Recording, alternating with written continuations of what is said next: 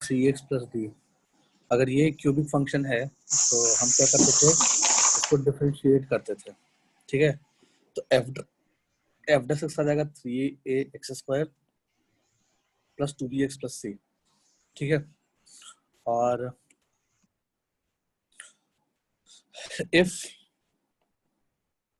इसका डिस्क्रिमिनेंट 0 से बड़ा हो गया, ठीक है, इसका डिस्क्रिमिनेंट 0 से बड़ा होने का मतलब क्या हो गया, यानी एफ डैश एक्स से क्वार्टिक मिला, क्वार्टिक का डिस्क्रिमिनेंट 0 से बड़ा आ गया, इसका मतलब कि इसको 0 से इक्वेट करेंगे तो अपने को दो रूट्स मिलेगा, एक मिलेगा मान लो k1, एक मिलेगा k2, ठीक है। तो सही है, k1 k2 दो रूट मिल गया, यानी कि दो जगह डेरिवेटिव 0 हो रहा है क्यूबिक का, ठीक है। और अगर तुम्हें प्रूफ करना हो कि इस क्यूबिक के 3 रियल एंड डिस्टिंक्ट रूट हो, तो उसके लिए हमने क्या बताया था कि fk1 into fk2 should be less than 0, ठीक है। यानी कि इन शॉर्ट कहने का मतलब ये था, मान लो कि एक ऐसा क्यूबिक है, तो ये क्यूबिक जो है वो 3 जगह पे कट कर रहा होगा, एक अल्फा पे, एक बीटा पे और एक गामा पे। तो अल्फा बीटा गामा इसके 3 रूट हो रहे होंगे, है ना, रियल एंड डिस्टिंक्ट रूट हो रहे होंगे 3। ऐसा तब हो रहा होगा जब fk1 यहाँ आ रहा होगा, यानी k1 पे डेरिवेटिव 0 हो रहा है, ठीक है। और fk2 यानी k2 पे भी डेरिवेटिव 0 हो रहा है, तो fk2 नेगेटिव आ रहा होगा। ये एक सिनारियो बन सकता है। एक सिनारियो ऐसा बन सकता है कि एक सिनारियो ऐसा बन सकता है लाइक दिस, ठीक है। तो इसमें अपने को दिख रहा है क्या, मान लो सपोज यहाँ पे 0, अच्छा बनाता है डायग्राम, मान लो ये y एक्सिस है, ये x एक्सिस है, और यहाँ पे k1 है, यहाँ पे k2 है, ठीक है। तो k1 और k2 पे डेरिवेटिव क्या हो रहा है, 0 हो रहा है, f डैश एक्स की वैल्यू 0 आ रही है। तो अगर fk1 नेगेटिव आया तो fk2 पॉजिटिव आया, यानी कि दोनों अपोजिट साइन का हो, fk1 और fk2 अगर अपोजिट साइन का हो, दोनों का प्रोडक्ट नेगेटिव होगा, ठीक है। और जब भी दोनों का प्रोडक्ट नेगेटिव होगा तो 3 रियल एंड डिस्टिंक्ट रूट्स होंगे क्यूबिक के, ठीक है। तो मेनली हमने यही पढ़ा था क्यूबिक में, root analysis of cubic topic में हमने ये बताया था बातें। कुछ क्वेश्चन ले लेते हैं इस पे, है ना। इस पे क्वेश्चन कैसा पूछा जाए खुद से ही सोच सकते हो, है ना। जैसे खुद से क्या सोचोगे, मान लो हम एक क्यूबिक दे देते हैं, सपोज हमने एफ एक्स बराबर x cube plus x cube plus 4x² plus alpha x, या अल्फा जो चलो कुछ ले लेते हैं variable like P x plus Q. मान लो ये क्यूबिक दिया हुआ है, इसमें अपने को पूछ रहा है क्यू की जगह पे कुछ ले लो वैल्यू, लाइक इसकी जगह 4 ले लिया। बोला है कि इस क्यूबिक के 3 रियल रूट्स हैं, है ना। If f x has 3 real and distinct roots, अगर इस क्यूबिक के 3 रियल एंड डिस्टिंक्ट रूट्स हैं, then find value of p, then find p, ठीक है। ये क्वेश्चन है, मान लो कैसे करेंगे, तो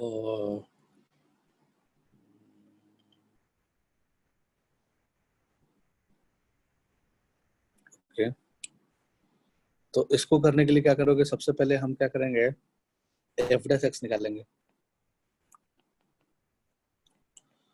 एफ डैश एक्स निकाल लिया तो कितना आ गया, 3x² plus 8x plus P, ठीक है। तो फर्स्ट ऑफ ऑल ये होना चाहिए कि इसका डिस्क्रिमिनेंट जो है वो क्या बोल रहा था मैं, हाँ इसका, हाँ इसका डिस्क्रिमिनेंट पॉजिटिव होना चाहिए, लेस देन 0 क्यों, पॉजिटिव होना चाहिए डिस्क्रिमिनेंट, तभी तो 2 रूट आएगा, तभी तो 2 रूट आएगा, ठीक है ना। तो इसका डिस्क्रिमिनेंट पॉजिटिव हो जाए, पहला कंडीशन तो हम ये लगा लेंगे, और फिर इसके रूट्स निकालेंगे पी के टर्म्स में। हालांकि क्वेश्चन थोड़ा बेटर ऐसा रहता, थोड़ा अच्छा क्वेश्चन बनाते तो पी को लास्ट में लिख दिया, यहाँ पे कुछ और लिख दिया।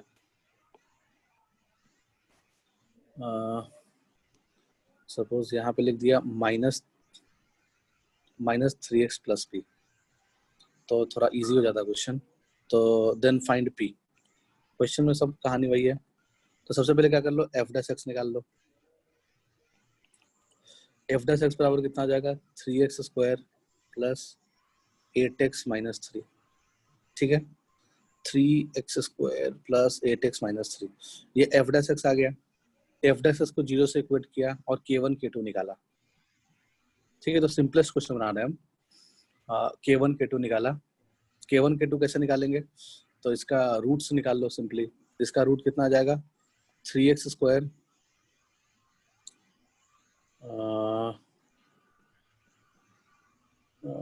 एक मिनट, इसका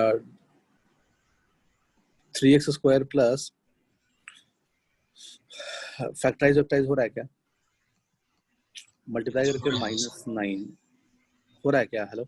यस सर, हो रहा है सर।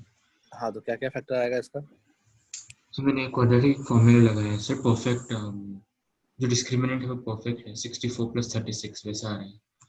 हाँ, वो तो हो ही जाएगा फैक्टर, इसको दिक्कत नहीं है। तो k1 k2 थोड़ा सिंपल निकलना चाहिए ताकि हमारा काम हो जाए, क्योंकि क्वेश्चन जनरली रहेगा उसमें k1 k2 सिंपल ही रहेगा, जो निकल जाएगा तभी कर पाओगे। अगर स्क्वायर रूट वगैरह निकलेगा थोड़ा समस्या बढ़ जाएगा। 1/3 तो एंड -3 सर। कितना आ रहा है रूट? 1/3 एंड -3। ओके, वैसा आ रहा है, तो ठीक देख लेते हैं। तो एक x माइनस 3 मान लो सपोज आ रहा होगा, तो एक 3x प्लस 1 अगर आ रहा होगा तो -9x, यहाँ प्लस ले लो, यहाँ माइनस ले लो, ठीक है। अब शायद आ रहा है क्या सही? तो 3x स्क्वायर वाला टर्म बन रहा है 9x माइनस एक्स, 8x बन रहा है माइनस से, बिल्कुल सही है, परफेक्ट। तो इसके जो रूट्स आ गए, k1 k2 का जो वैल्यू आ गया, k1 एक आ गया -3 और एक आ गया 1/3, सही है। अब हम क्या करेंगे, अब चूंकि इसके रूट्स रियल एंड डिस्टिंक्ट है, जब तक कंडीशन नहीं याद होगा क्वेश्चन नहीं बनेगा, है ना। क्यूबिक वाले में यही बात याद रखना है अपने को, सबसे बड़ा बात क्या याद रखना है कि fk1 into fk2 should be less than 0, ठीक है। तो fk1 कितना आ जाएगा देख लो, k1 की जगह पे क्या डाल दिया, -3 का होल क्यूब प्लस 4 इंटू -3 का स्क्वायर -3 इंटू -3 प्लस p, तो ये कहलाएगा fk1, ठीक है। फिर fk2 क्या कहलाएगा भाई देख लो, तो 1/3 का whole cube plus 4 times of 1/3 का whole square -3 times of 1/3 plus p, तो ये fk1 into fk2 less than 0 आना चाहिए, ठीक है। तो यहाँ से p का रेंज निकल जाएगा, कहाँ से कहाँ p लाई करेगा, ठीक है। तो बस यही करना होता है, तो इतना लिख लो।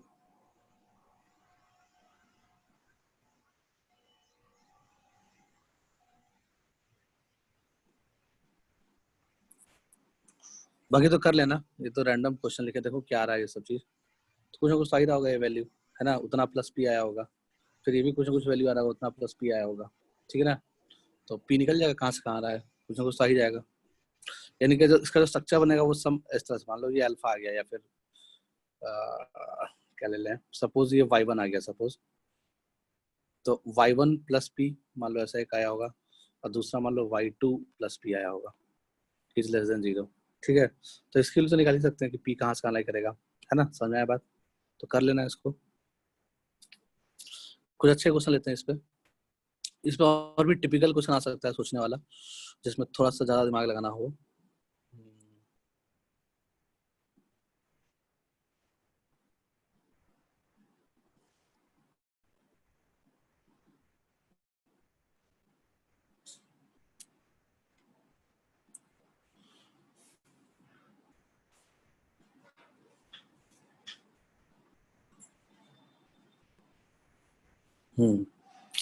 ठीक है, एक और क्वेश्चन लेते हैं, लिख लिए होगे, लिख लो इसको।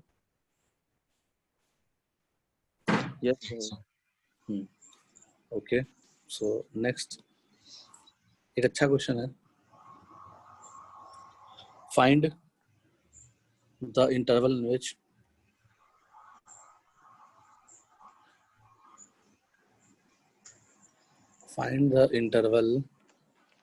इन विच k should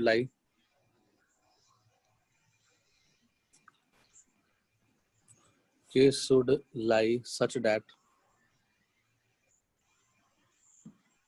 at least one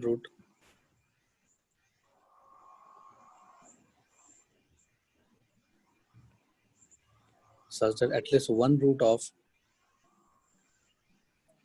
x cube minus 2x square minus 4x plus k equals to 0 lie in -2 से 0। ये क्वेश्चन है, बोला कि k की वैल्यू बताओ, मतलब k कहाँ से कहाँ लाई करना चाहिए सच दैट इस क्यूबिक का एक रूट कम से कम एक रूट -2 से 0 के बीच में लाई करे। ठीक है, ये क्वेश्चन इसको बोला जा ऐसा रहा कर है। सकते हैं ना सर कि इसका जो डिफरेंशिएशन करके जो इक्वेशन आएगा उसके रूट्स -2 के 0 में है। तो क्या करोगे इस क्वेश्चन को करने के लिए? तो इस क्यूबिक को डिफरेंशिएट करेंगे सर। इसको डिफरेंशिएट करोगे, बिल्कुल कर लो। तो fx जो है हम ले लेते हैं, fx ले लेते हैं x cube minus 2x square minus 4x plus k। ये fx है, तो हमने केस मान लिया इफ k इक्वल्स टू 0। अगर k मान लो 0 के बराबर होगा तो fx बहुत सिंपल आ जाएगा, है ना। तो उस केस में fx आ जाएगा x cube minus 2x square minus 4x। ठीक है, डिफरेंशिएट का जो सेपरेट कर दिया तो f डैश x जो आएगा वो आ जाएगा 3x square minus 4x minus 4। ठीक है, ऐसा कुछ आना चाहिए। तो इसको हम इसको फैक्टराइज कर सकते हैं हम। तो एक साइड 2 इसका रूट आ रहा है, देख लो, एक x माइनस 2 आ जाएगा, देखा जाएगा 3x प्लस 2। सही है क्या? 3x स्क्वायर बन रहा है माइनस 6x प्लस 2x। सही है, ऐसा कुछ फैक्टर बनेगा f डैश x का। ठीक है ना, तो यानी कि f डैश x एक तो -2 पे 0 होगा। देखो k चाहे कुछ भी हो जाए, ध्यान सुनना, चलो k तो k ही रहता, सपोज अभी k बराबर 0 नहीं लिए, k चाहे कुछ भी रहता f। ठीक है, तो f डैश x में तो k का कोई फर्क नहीं पड़ता। f डैश x में k तो वैसे भी 0 होने वाला था, समझ में आ रहा है बात, है ना। f डैश x में k का कोई रोल नहीं था f डैश x निकालने में, समझ में आ रहा है बात। वो k तो कांस्टेंट है, गायब ही हो जाएगा f डैश x में। तो f डैश x हमेशा 2 और -2/3 फिक्स आएगा। अगर f डैश x 0 कहाँ पे होगा तो हमेशा फिक्स आएगा, k चाहे कुछ भी हो जाए, है ना। f dash x will always 0 at 2 and -2/3। तो 2 और -2/3 पे f डैश x हमेशा 0 ही आएगा, चाहे कुछ भी हो जाए। ठीक है, कोई दिक्कत ना, किसी ऑफ कोर्स नहीं है। इसका मतलब क्या हो गया कि इसका जो ग्राफ बन रहा होगा इस क्यूबिक का, वो व्हाटएवर कैसा भी बने, बट उसमें अभी चलो के इक्वल टू 0 अभी लेते हैं थोड़ा देर में। ये x, ये y एक्सिस ले लिया, ये x एक्सिस ले लिया, इसमें एक 2 ले लिया, एक -2/3 ले लिया। तो एक -2/3 लिए और एक 2 ले लिए, तो इन दोनों जगह पे कर्व अपना रास्ता मोड़ रहा होगा, है ना। तो मान लो k 0 होता, इफ k इक्वल टू 0। अब यहाँ सोचना स्टार्ट करेंगे, इफ k इक्वल टू 0, अगर k 0 होता तो 0 पे फंक्शन के लिए 0, जब x के लिए 0 होती तो फंक्शन के लिए 0 होती, fx के लिए 0 होती, यानी कि 0 को 0 से पास होता कर्व। हेलो, अगर k 0 होता तो 0 को 0 से कर्व पास होता कि नहीं होता? होता, बिल्कुल होता। और x क्यूब का कोफिशिएंट पॉजिटिव है, 1 है, इसका मतलब कर्व ऊपर से आना स्टार्ट करता, 2 पे अपना रास्ता मोड़ता, फिर यहाँ से पास होता हुआ ऐसे, फिर -2/3 पे कर्व अपना रास्ता मोड़ता। ठीक है, तो कहानी कुछ ऐसी बनती। -2/3 पे जो कर्व का वैल्यू आएगा वो आ जाएगा 40/27, निकाल लेना, यही आएगा। फंक्शन की वैल्यू कहाँ पे? -2/3 पे, fx की वैल्यू। ठीक है, अगर k 0 होता तो, और 2 पे फंक्शन की वैल्यू कितनी आ जाएगी? डाल के देख लो भाई, 2 पे कितना आ रहा है, 8 माइनस 2 का स्क्वायर 4 दूनी 8, 8 माइनस 8 खत्म, -8 आता। तो 2 पे फंक्शन की वैल्यू कितनी आती, -8 आती। तो ग्राफ ऐसा बनता जब k बराबर 0 होता। ठीक है, k के चेंज होने से क्या फर्क पड़ता है, k के चेंज होने से ग्राफ या तो ऊपर जाएगा तो नीचे जाएगा। हेलो, यानी कि यहाँ से अपने को क्या समझ में आ रहा है, अपने को रूट कहाँ से कहाँ के बीच में चाहिए, -2 से 0 के बीच में चाहिए। ठीक है, तो अपने को रूट चाहिए -2 से 0 के बीच में। k अगर 0 होता तो रूट इसका एक रूट 0 होता फॉर श्योर, और बाकी रूट क्या होता वो भी निकाल सकते हैं हम लोग। तो अगर k 0 होता तो बाकी रूट क्या होता, देख लो, k को 0 रख दो fx में तो एक रूट 0 आ जाएगा, और बाकी रूट भी हम निकाल सकते हैं, यानी कि एक्सेस को कहाँ पे कट कर रहा होगा। अगर k 0 है तो हम बोल सकते हैं fx बराबर फंक्शन आ जाता x cube -2x square -4x। इसमें से x कॉमन ले लेंगे तो अंदर क्या मिल जाएगा, x स्क्वायर -2x -4। ठीक है, if I am not wrong, सही चल रहा है। तो एक रूट 0 आ गया इसका। ठीक है, अब ये फैक्टराइज वापस हो रहा है क्या, x स्क्वायर -2x -4 को फैक्टराइज कर सकते हैं क्या, तो ये 2 सेटिस्फाई कर रहा होगा, -2 सेटिस्फाई कर रहा है क्या इसमें, देखो तो 4 -4 खत्म, नहीं सॉरी, देख लो कुछ तो सेटिस्फाई कर रहा होगा। यानी कि अपने अगर k 0 लेते हैं तो fx फिक्स हो गया है ना, fx फिक्स हो गया तो उसका एक रूट 0 आ गया, और बाकी दोनों रूट क्या आएगा वो निकालना है। तो ऑफ कोर्स एक रूट 2 से बड़ा आएगा, एक रूट -2 से छोटा आएगा। तो अगर हम इसमें x प्लस 2 डालते हैं तो 4, 2 डाल दो 4, -4 2 पे माइनस, अच्छा -2 डालते हैं तो -2 डालेंगे तो 4 +4 -4 नहीं आना है। ठीक है, इसके रूट्स निकालने हैं -2 से 0 के बीच। -2 पे फंक्शन क्या वैल्यू लेगा देख लेते हैं। एक्स क्यूब का x कॉमन ले लिया तो x स्क्वायर -2x -4। ठीक है, बाकी दोनों रूट्स कहाँ पे होंगे वो देखना है।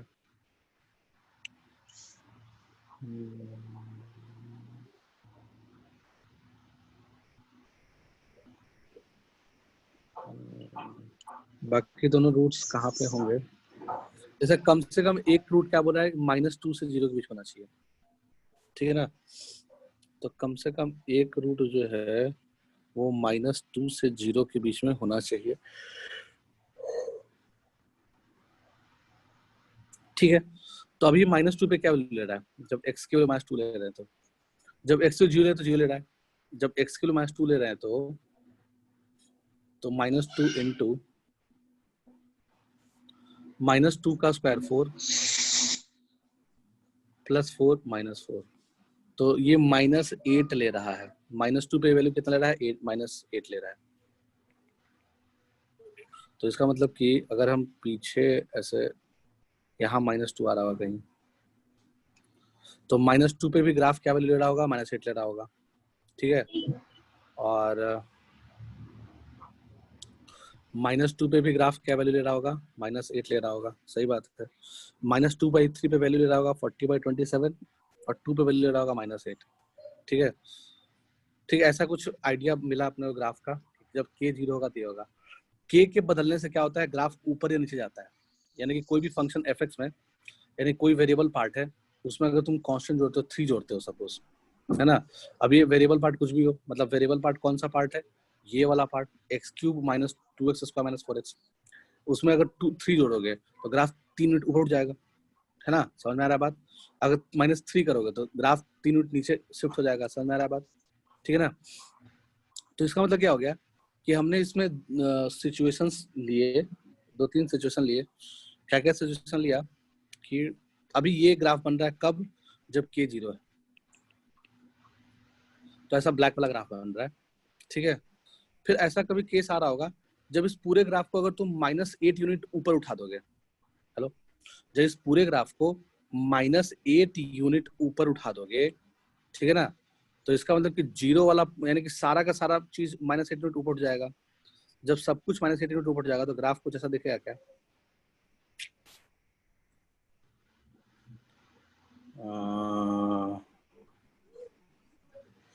सही है क्या? ऐसा बनाए सही है? हेलो, ये जो ब्लैक वाला कर्व कब बनेगा? जब पूरा ग्राफ को -8 यूनिट ऊपर उठा देंगे, ठीक है, मतलब सॉरी 8 यूनिट ऊपर उठा देंगे। 8 यूनिट ऊपर उठाने का मतलब क्या होगा? के की वैल्यू 8 हो गई।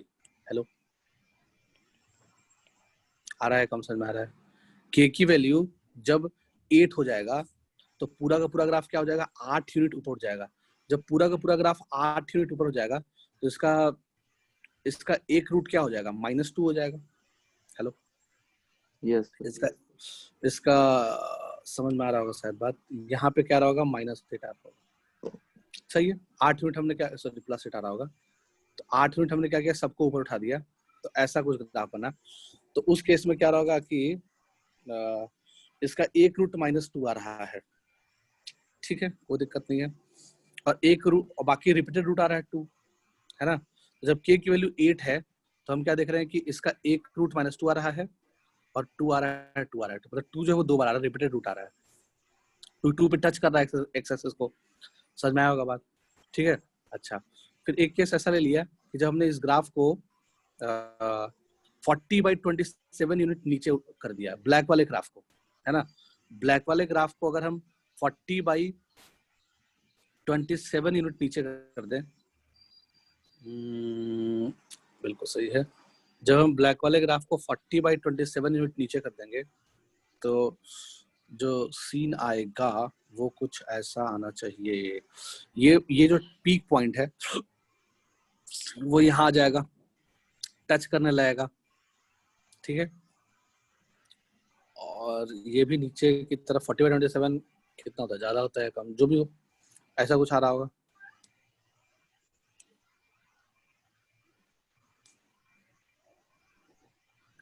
ऐसा ग्राफ बन जाएगा। यानी कि अगर हम इसको नीचे शिफ्ट करा दें 40/27 यूनिट, तो उस केस में क्या हो जाएगा? के की वैल्यू कितनी हो जाएगी? के की वैल्यू हो जाएगी -40/27। अगर के की वैल्यू -40/27 लोगे तो ग्राफ क्या हो जाएगा? नीचे की तरफ शिफ्ट हो जाएगा। कितना? 40/27 यूनिट। जब ग्राफ नीचे की तरफ 40/27 यूनिट शिफ्ट होगा, ठीक है, तो उस केस में इस कर्व का जो रूट होगा वो -2/3 दो बार आएगा। चलो, -2/3 दो बार आएगा, दो बार रिपीट करेगा। समझ में आया बात? आ रहा है? अगर तुम k की वैल्यू -40/7, मतलब अगर तुम ग्राफ ग्रीन वाले के नीचे बनाओ और रेड वाले के ऊपर बनाओ, समझ में आया बात? यानी कि रेड वाले से ऊपर कोई एरिया में ग्राफ बना लिया, मतलब ग्राफ को और ऊपर शिफ्ट कर दिया। जब हम ग्राफ को और ऊपर शिफ्ट करेंगे तब जो इसकी रूट्स होगी वो -2 के बाहर चला जाएगा। हेलो, और ऊपर शिफ्ट कर तो क्या हो जाएगा? ग्राफ जो है वो -2 से बाहर चला जाएगा। हेलो, समझ में आया बात? और ये तो इमेजिनरी रूट आ जाएगा, ठीक है। तो इसका मतलब कि वो केस तो हो नहीं सकता है, यानी k की वैल्यू 8 से बाहर नहीं आ सकती है। वैसे ग्राफ को अगर तुम ग्रीन वाले से नीचे बनाओ, ग्रीन से भी नीचे बना दिया, ग्राफ को ग्रीन वाले से भी नीचे बना दिया। जब ग्रीन वाले से नीचे ग्राफ बनाओगे, ग्रीन से नीचे थोड़ा सा भी कर दिए ग्राफ, थोड़ा सा भी ग्रीन से नीचे करेंगे तो क्या हो जाएगा? फिर इसका रूट नहीं होगा। समझ में आ रहा बात? इसका रूट ही नहीं होगा -0 के बीच में। समझ में आ रहा है बात? हेलो, है ना। इन शॉर्ट कहने को क्या मतलब, इससे अपने को क्या समझ में आ गया कि जो कर्व है वो रेड वाले और ग्रीन वाले के बीच में कुछ भी हो सकता है, मतलब इसी में फ्लक्चुएट करना चाहिए कर्व। ग्रीन वाले और रेड वाले के बीच में कर्व अगर मूव करेगा तो उसका एक रूट हमेशा -2 से 0 के बीच में होगा। ये इस बात से अग्री करते हो? हेलो, यस कर रहे हो ना? है ना, थोड़ा ग्राफिकल मेथड है। यस हाँ, तो ऐसे क्वेश्चनों का तो यही उपाय है। अगर होता कि इसके 3 रियल एंड डिस्टिंक्ट रूट है तो फिर fk1 * fk2 < 0 करते हैं। बट अभी क्या है कि ग्राफिकल ही तरीका सही है, तो अपने को दिख गया कि k बिलोंग्स टू क्या होना चाहिए? k बिलोंग्स टू -40/27 से लेकर के 8, दोनों पे ओपन, क्योंकि यहाँ पे भी ओपन लगा हुआ है -2 से 0। ठीक है, समझ में आया बात? अच्छा चलो, नहीं -40/27 पे तो रूट आ रहा है, तो यहाँ पे ओपन क्लोज लगेगा, सॉरी -40/27 पे क्लोज लग जाएगा, 8 पे ओपन लग जाएगा। ठीक है, तो ये आना चाहिए। मतलब ऐसे ही मोर और लेस, मतलब थोड़ा सा एक ग्राफिकल आइडिया तो समझ में आ जाएगा इतना करते करते, कुछ चीजों में दिक्कत नहीं आएगी। ठीक है, इसको लिख लो।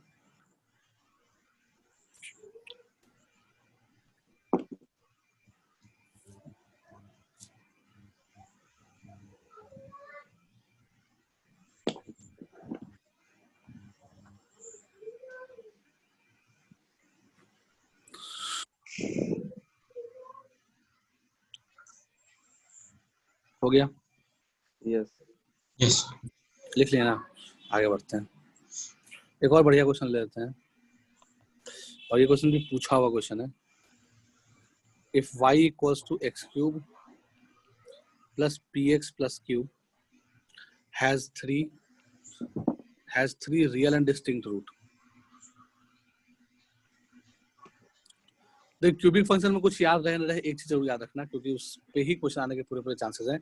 एफ के वन इंटू एफ के टू नेगेटिव आता है, वेर के वन के टू क्या हो गया, एफ डैश का रूट हो गया, तो उसके तीन रियल एंड डिस्टिंक्ट रूट होते हैं, बस बात खत्म। ये जनरली याद नहीं रहता है लोगों को, याद रखना बहुत जरूरी है। तो if has three real and distinct roots, distinct लिखा हुआ है, has three real and distinct roots, then prove that, हाँ, then prove that 4p cube plus 27q square is less than 0। ठीक है, तो क्या क्या कर सकते हैं इसमें? तो fx लिखना स्टार्ट किया, चलो इसमें fx क्या है, fx है x cube plus px plus q, ठीक है, और सही है, इसको डिफरेंशिएट कर दो, f डैश x डिफरेंशिएट करेंगे तो कितना आ जाएगा, 3x स्क्वायर प्लस p, ठीक है ना, 3x स्क्वायर प्लस p आ गया। अब मुझे बताना कि 3x स्क्वायर प्लस p जो f डैश x आया, ठीक है, इसका डिस्क्रिमिनेंट क्या होना चाहिए, 0 से बड़ा होना चाहिए, तभी तो इसके दो रूट आएंगे और यहाँ से k1 और k2 निकलेगा। हेलो, समझ आया बात?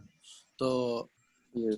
कभी भी तीन रियल एंड डिस्टिंक्ट रूट का बात करें तो दो बातें ध्यान रखते हैं, जो f डैश x आता है उसका डिस्क्रिमिनेंट 0 से बड़ा होता है, एंड और डिस्क्रिमिनेंट जब 0 से बड़ा करेंगे तो उसके दो रूट आ जाएंगे, f डैश x के दो रूट आ जाएंगे, एक आ जाएगा k1 और एक आ जाएगा k2, तो हम f of k1 into f of k2 less than 0 करेंगे। तो जब दिस एंड दिस, तो d ऑफ क्या, f डैश, d ऑफ क्या, f डैश, तो जब discriminant of f dash is greater than 0 and fk1 into fk2 is less than 0, ठीक है, ये दो चीजें एक साथ हो रही हो तो हम बोल सकते हैं कि पक्का उस रूट मतलब उसको उस क्यूबिक का तीन रियल एंड डिस्टिंक्ट रूट होगा। ठीक है, तो कर दिया जाए इसको, तो इसका डिस्क्रिमिनेंट निकाल लो इस वाले का, तो हालांकि हाँ डिस्क्रिमिनेंट निकाल सकते हो, क्या आना चाहिए, तो क्या निकालेंगे, तो b square minus 4ac, b square तो 0 हो गया है ना, माइनस 4ac, तो 4 into 3 into P should be greater than 0, यानी कि minus 12p should be greater than 0, इसका मतलब p नेगेटिव होना चाहिए। हेलो, समझ में बात? तो यहाँ से क्या एक आइडिया मिला कि p जो है वो नेगेटिव होना चाहिए, और वो तो ऐसे भी दिख रहा था क्लियरली कि अब यहाँ से मान लो इसको 0 से इक्वेट करेंगे तो यहाँ से हम एक्स स्क्वायर बराबर माइनस पी बाई 3 लिख सकते हैं। अब p नेगेटिव होगा तभी तो ये पूरा पॉजिटिव होगा और तभी तो x रियल आ पाएगा। समझ में बात? हेलो, समझ में बात? तो एक्स स्क्वायर बराबर माइनस पी बाई 3 यहाँ से लिखा जा सकता है। ठीक है, ओके, तो यानी कि x की वैल्यू क्या क्या आ जाएगी, x की एक वैल्यू आ जाएगी, यानी इन शॉर्ट हम यहाँ से क्या बोल सकते हैं कि जो k1 आएगा वो under root of minus p by 3 आएगा, और जो k2 आएगा वो minus under root of minus p by 3 आएगा। हेलो, सही है क्या? ये दोनों आना चाहिए, k1 k2 तो ये आना चाहिए, ठीक है ना? ओके, तो ये k1 यानी कि इसके रूट्स निकल गए k1 एंड k2, मान लो इसके रूट्स k1 एंड k2 है, तो इन शॉर्ट k1 इसको सेटिस्फाई कर रहा होगा, है ना, तो इसका मतलब k1 स्क्वायर बराबर माइनस पी बाई थ्री और k2 स्क्वायर बराबर भी माइनस पी बाई थ्री। ठीक है, ये है बोला जा सकता है। यानी इन शॉर्ट हम बोले तो k1 स्क्वायर बराबर माइनस पी बाई थ्री आना चाहिए और k2 स्क्वायर बराबर माइनस पी बाई थ्री आना चाहिए। ठीक है, ठीक है, कोई दिक्कत ना, कोई चीज नहीं है। अब fk1 इंटू fk2 को लेस देन 0 से इक्वेट करना है तो कर लेते हैं। वहां से p में कोई ना कोई लेसन तो आ ही जाएगा, p q में देख लेते हैं। तो चलो नेक्स्ट पेज में करेंगे। यहाँ तक की बातें लिख लो। यहाँ तक मैं समझने में कोई दिक्कत नहीं आया। एफ डैश को 0 से इक्वेट किए और x की वैल्यू निकाल लिए p के टर्म्स में। तो k1 निकल गया under root of minus p by three और k2 निकल गया under root of minus p by three. ठीक है, बस खत्म बात। k1 k2 निकल गया। अब अपना नेक्स्ट काम क्या है, fk1 इंटू fk2 को लेस देन 0 से इक्वेट करना। तो हम नेक्स्ट स्लाइड में कर लेंगे। fx दिया हुआ है, फिर से लिख लिया fx दिया हुआ है x cube plus px plus Q. ठीक है, तो इसमें हम fk1 निकालेंगे और fk2 निकालेंगे और उसको क्या कर लेंगे, fk1 into fk2 less than 0 यही करेंगे। तो fk1 कितना आ जाएगा, fk1 आ जाएगा k1 cube plus pk1 plus Q into fk2 कितना आ जाएगा, k2 cube plus pk2 plus Q should be less than 0। ठीक है, यही कंडीशन लगना चाहिए। अब इस कंडीशन में हमने क्या किया, थोड़ा सा दिमाग लगाया। क्या दिमाग लगाया भाई, तो पहले वाले दो टर्म में से k1 कॉमन ले लिए तो अपने क्या मिल जाएगा, k1 square plus p plus q। फिर दूसरे वाले में k2 कॉमन ले लिया वैसे ही, तो k2 square plus p plus q less than 0 लिख सकते हैं। अभी थोड़ी देर पहले हमने क्या निकाला था कि जो k1 स्क्वायर है वो माइनस पी बाई थ्री के बराबर है और जो k2 स्क्वायर है वो भी माइनस पी बाई थ्री के बराबर है। ठीक है, पीछे ये काम किए थे, देख लो, ठीक है, k1 square minus p by three, k2 square minus p by three, तो उसको यूज करेंगे इस एक्सप्रेशन में कहीं ना कहीं। तो कर लो, k1 टाइम्स ऑफ क्या आ जाएगा, minus p by three plus P plus Q. फिर यहाँ से लिखेंगे k2 minus p by three plus P plus Q is less than 0।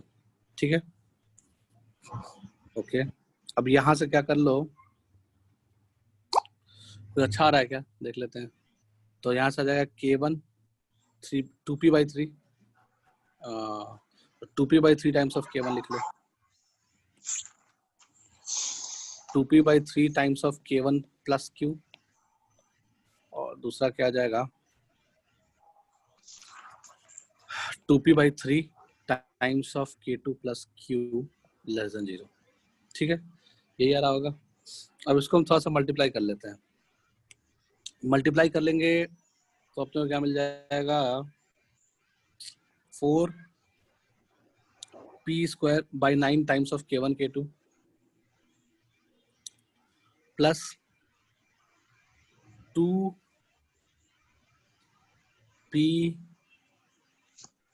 q by three times of k1 plus k2 plus q square is less than 0। ठीक है, अब F dash x जो निकाले थे वो क्या निकला था हमारा, पीछे देख लो। एफ डैश एक्स कहाँ निकाले थे भाई, एफ डैश एक्स कहाँ निकाले थे, एफ डैश एक्स के लिए 3x square plus P I थी। ठीक है, तो हमारा जो एफ डैश एक्स आया था वो 3x स्क्वायर, एक मिनट थोड़ा अच्छे से लिख लेते हैं इसको। हमारा जो एफ डैश एक्स आया था वो आया था 3x स्क्वायर प्लस पी आया था। ठीक है ना, ये एफ डैश एक्स आया था और इसके दो रूट्स थे, इस क्वालिटी के दो रूट्स थे, एक k1 था एक k2 था। तो यहाँ से product of root sum of root निकाल सकते हैं। तो यहाँ से k1 प्लस k2 कितना निकालोगे, सम ऑफ रूट्स बराबर कितना, 0, सही है क्या, और प्रोडक्ट ऑफ रूट बराबर कितना लिखोगे, p बाई थ्री। चलो सही है क्या, ये आना चाहिए, कोई दिक्कत नहीं है, उठा के डाल दिया वैल्यू यहाँ पे। तो 4pq by 9 plus 0 plus q square is less than 0। अच्छा p बाई थ्री, तो यहाँ 9 से 27, नीचे 27 आ जाएगा। k1 k2 को p बाई थ्री डाल दिए, समझ में आ रहा है बात, क्यों आया p बाई थ्री। तो यहाँ पे 27 आ जाएगा। तो जो प्रूफ करना था हो गया, यही कंडीशन लाना था, प्रूफ करना था। ठीक है, तो यहाँ से लिख सकते हैं 4p³ + 27q² is less than 0। हो गया प्रूफ। आया समझ में बात? हेलो। यस सर, समझ में आया सर। हाँ, तो मोर और लेस ऐसे ही क्वेश्चन आएंगे, बाकी तो अपना दिमाग लगाना ही पड़ेगा कुछ ना कुछ। तो मोर और लेस ऐसे ही क्वेश्चन आएंगे जो हमने 2 क्वेश्चन कराया। एक में तो ग्राफिकल आइडिया से कर लेंगे, एक में fk1 × fk2 लेस देन 0 से कर लेंगे। तो ठीक है, पीछे के साइड लिख लिए थे क्या कि दिखाना पड़ेगा? लिख लिया था सर, दोनों स्लाइड लिख लिया सर। हो गया था ना? ठीक, complete.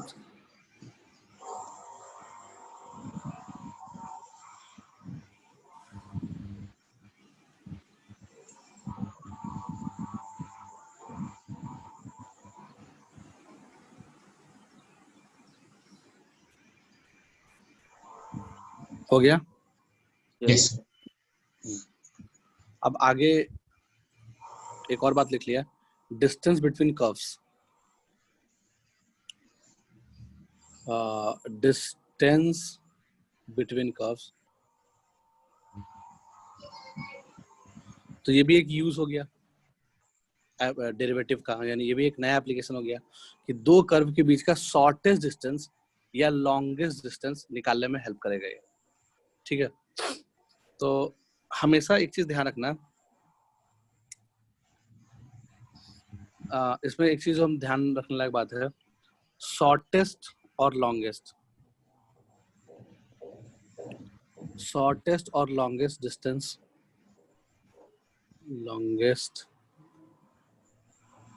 shortest or longest distance between 2 curves,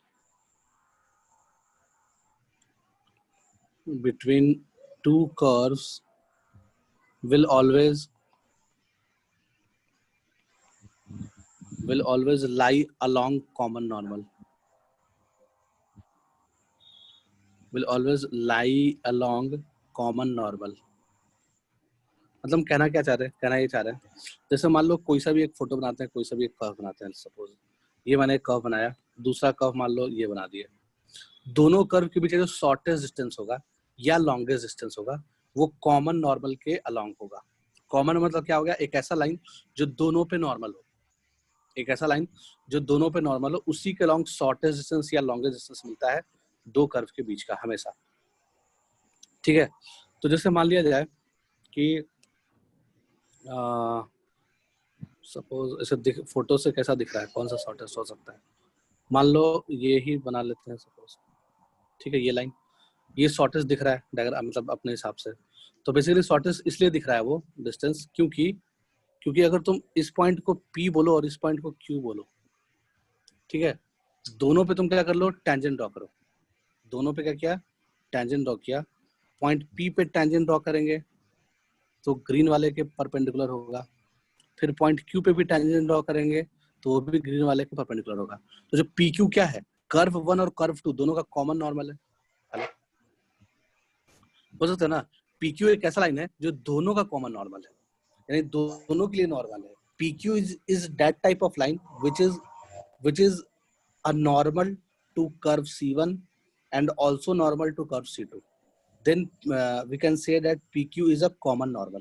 ठीक है, तो जो शॉर्टेस्ट डिस्टेंस बोलो चाहे लॉन्गेस्ट डिस्टेंस बोलो किसी भी 2 कर्व का, वो हमेशा कॉमन नॉर्मल के अलॉन्ग ही आता है। जैसे छोटा सा एग्जांपल ले लो, जो नोन एग्जांपल जो आज तक फील किए हो, जैसे मान लो एक सर्कल है, ठीक है, सर्कल एक कर्व होता है, कोई दिक्कत नहीं है, तो इस सर्कल को C1 बोल दिया, ठीक है, और एक और सर्कल मान लो या एलिप्स मान लो, एलिप्स ऐसा होता है, ठीक है, या सर्कल ही मान लो समझने के लिए, चलो, या स्ट्रेट लाइन ही मान सकते हो, व्हाटएवर जो मन है वो मान लो ये स्ट्रेट लाइन ही है, ठीक है। तो जो शॉर्टेस्ट डिस्टेंस होगा, इस स्ट्रेट लाइन को कर्व C1 बोल दिया, सॉरी C2 बोल दिया, कर्व C2 बोल दिया इस स्ट्रेट लाइन को, और सर्कल को कर्व C1 बोल दिया, ठीक है। स्ट्रेट लाइन भी एक इक्वेशन ही होता है ना, कुछ ना कुछ फंक्शन ही होता है, तो वो भी एक कर्व ही कहलाएगा, ऐसा थोड़ा ना कि स्ट्रेट लाइन कर्व नहीं कहलाएगा, वो भी एक कर्व ही होता है, उसका भी डायग्राम होता है। तो ऑफ कोर्स जिस चीज का भी डायग्राम होता है वो एक कर्व होता है। दोनों कर्व के बीच का शॉर्टेस्ट डिस्टेंस जो होगा वो ऐसा हो सकता है क्या? नहीं हो सकता है ना? हेलो, क्योंकि ये इसके लिए तो नॉर्मल हो जाएगा, क्योंकि सेंटर से पास कर रहा है। सर्कल का नॉर्मल क्या होता है? सेंटर से पास करता है हमेशा। सर्कल का नॉर्मल क्या होता है? कोई भी सर्कल का नॉर्मल क्या होता है? हमेशा सेंटर से पास करता है, ठीक है। तो ये तो सर्कल के नॉर्मल हो गया, ये लाइन सर्कल के नॉर्मल हो गया, बट क्या इस कर्व C2 के लिए नॉर्मल हुआ क्या? तो कर्व C2 के परपेंडिकुलर नहीं है ना। हेलो, इसका मतलब कि ऐसा लाइन खोजो जो दोनों का नॉर्मल हो, है ना। तो वैसा लाइन तुमको कौन सा लाइन मिलेगा? ये लाइन मिलेगा। हेलो, मिलेगा ना। तो ये लाइन, मान लो हमने ये लाइन बना लिया, तो देखो इसी लाइन के अलॉन्ग शॉर्टेस्ट डिस्टेंस भी मिला और लॉन्गेस्ट डिस्टेंस भी मिला। यानी ये जो डिस्टेंस है ये शॉर्टेस्ट डिस्टेंस है, ये जो डिस्टेंस है ये लॉन्गेस्ट डिस्टेंस है। समझ में आया बात? हेलो, आया कि नहीं आया? तो एक जो कॉमन दिमाग में, बस ये बात डाल लो कि शॉर्टेस्ट डिस्टेंस और longest distance between two curves will always lies along common normal of the two curves. समझ में आया बात? तो शॉर्टेस्ट या लॉन्गेस्ट हमेशा कॉमन नॉर्मल के अलोंग ही हो सकता है और कोई ऑप्शन नहीं है, ठीक है, और कोई तरीका नहीं है। सही है, कोई दिक्कत नहीं है। तो ये बात हम समझ गए।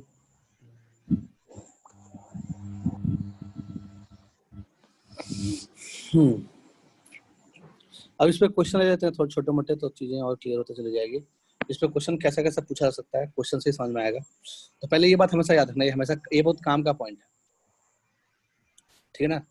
ये बहुत काम का पॉइंट है। कभी ऐसा पूछा जा सकता है, ठीक है, कभी ऐसा पूछा जा सकता है कि कोई पॉइंट से किसी कर्व का शॉर्टेस्ट डिस्टेंस बताओ या लॉन्गेस्ट डिस्टेंस बताओ। तो मान लो कोई सा भी कर्व C1 दिया हुआ है और कोई पॉइंट P दिया हुआ है, जिसका कोऑर्डिनेट है x1, y1, व्हाटएवर कुछ गिवन है। तो बोल रहा है कि पॉइंट P से कर्व C1 का शॉर्टेस्ट डिस्टेंस निकालो, ऐसा बोल रहा है। तो हम क्या करेंगे, इस कर्व C1 पे एक नॉर्मल का इक्वेशन लिखेंगे जो पॉइंट P से पास कर रहा होगा। हेलो, यानी पॉइंट P से पास होता हुआ एक नॉर्मल चाहिए अपने को इस कर्व पे। हेलो, यही चाहिए ना, वही होगा शॉर्टेस्ट डिस्टेंस। तो इसका मतलब कि तुम ऐसे क्वेश्चनों को करने के लिए क्या करोगे? स्टेप वन क्या करोगे बताते हैं। अज्यूम, यानी कि स्टेप वन में क्या करेंगे? Assume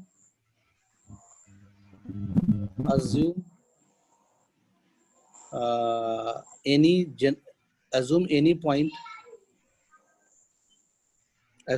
variable point. कैसे लिखूं? assume any variable point on curve। ये स्टेप्स लिख रहे हैं किसके लिए? कि जब किसी पॉइंट से किसी कर्व का शॉर्टेस्ट डिस्टेंस चाहिए, उसके लिख रहे हैं। तो स्टेप वन में क्या करोगे? assume any variable point on curve, ठीक है। और प्रेफरेबली जो वेरिएबल पॉइंट लेना वो पैरामीट्रिक फॉर्म में लेना, प्रेफरेबली पैरामीट्रिक फॉर्म में लेंगे। जो वेरिएबल पॉइंट है वो पैरामीट्रिक फॉर्म में लेंगे तो इजी रहेगा हमारे लिए, ठीक है। तो इसका मतलब कि देखो अपने को क्या करना है, अपने को ये शॉर्टेस्ट डिस्टेंस PQ निकालना है ना। तो हम Q का जो कोऑर्डिनेट है ना, उसको पैरामीट्रिक फॉर्म में कर्व पे मान लिए। अगर मान लो कभी कभी ऐसा भी हो सकता है कि इजी पर x1 y1 ही मान के, मतलब x2 y2 कुछ मान लो पॉइंट P कुछ गिवन है। जैसे एक डेटा लेके बताता हूँ, तो जैसे मान लो पॉइंट P गिवन है लाइक 2,3, तो अपने को 2,3 से इस कर्व का डिस्टेंस चाहिए। तो पॉइंट Q को तुम क्या क्या अज्यूम कर सकते हो? या तो तुम पॉइंट Q को x1, y1 अज्यूम कर लो, ठीक है। तो ये तो हमने नॉर्मल वेरिएबल पॉइंट मान लिया है, ये तो सब मान लेगा, है ना। इसमें दो वेरिएबल क्रिएट हो गया पिक्चर में, है ना। तो दो इक्वेशन बनाना पड़ेगा। तो एक तरीका ये भी है कि पैरामीट्रिक फॉर्म में मान लो। जैसे मान लो अगर ये पैराबोला होता तो हम 80 स्क्वायर 280 मान लेते, या व्हाटएवर कुछ भी पैरामीट्रिक फॉर्म में मान लेते। समझ में आ रहा होगा बात? तो प्रेफरेबली हम पैरामीट्रिक फॉर्म में मानेंगे। और अगर बहुत इजी क्वेश्चन है तो x y नहीं मान सकते, कोई फर्क नहीं पड़ता है। तो पहला काम ये करेंगे कि पॉइंट Q अज्यूम कर लेंगे कि पॉइंट P से जो नॉर्मल गिरा उस कर्व पे वो फुट ऑफ नॉर्मल Q है। हेलो, यानी कि फुट ऑफ नॉर्मल को हम कोई भी एक जनरल पॉइंट मान लेंगे। पहले तो ये काम करेंगे, ठीक है, स्टेप वन में। फिर क्या करोगे? सेकंड काम स्टेप टू में। अब देखो x1 y1 दो वेरिएबल है, ध्यान सुनना। x1 y1 दो वेरिएबल है तो अपने को दो इक्वेशन भी चाहिए होगा, ठीक है। तो पहला इक्वेशन कैसे बनाओगे? कर्व का इक्वेशन दिया हुआ रहेगा कुछ, है ना। तो मान लो कि कर्व का इक्वेशन दिया हुआ है y² बराबर 4ax, या फिर y² बराबर 4x, ये छोड़ दो। वाई स्क्वायर बराबर 4x मान लो कर्व का इक्वेशन दिया हुआ है, तो x1 y1 कर्व पे लाई कर रहा है, कह सकते हो काइंड ऑफ, यानी कि y1 स्क्वायर बराबर 4x1। x1 y1 में एक इक्वेशन मिल गया और अपने को दूसरा इक्वेशन चाहिए x1 y1 में। अगर हम x1 y1 पॉइंट ही निकाल लें तो डिस्टेंस निकालेंगे ना, शॉर्टेस्ट डिस्टेंस, यानी कि अपना पूरा टारगेट क्या है, x1 y1 निकालने का। तो पहला काम क्या किया कि कर्व पे सेटिस्फाई करा दिया x1 y1 को, उससे x1 y1 में एक इक्वेशन मिल गया। दूसरा इक्वेशन कैसे निकालोगे, तो दूसरा इक्वेशन निकालने के लिए हम क्या करेंगे कि जो स्लोप ऑफ PQ है, जो स्लोप ऑफ PQ है, ठीक है, वो एक्चुअली में क्या रहा होगा, वो एक्चुअली में आ रहा होगा 1 अपॉन,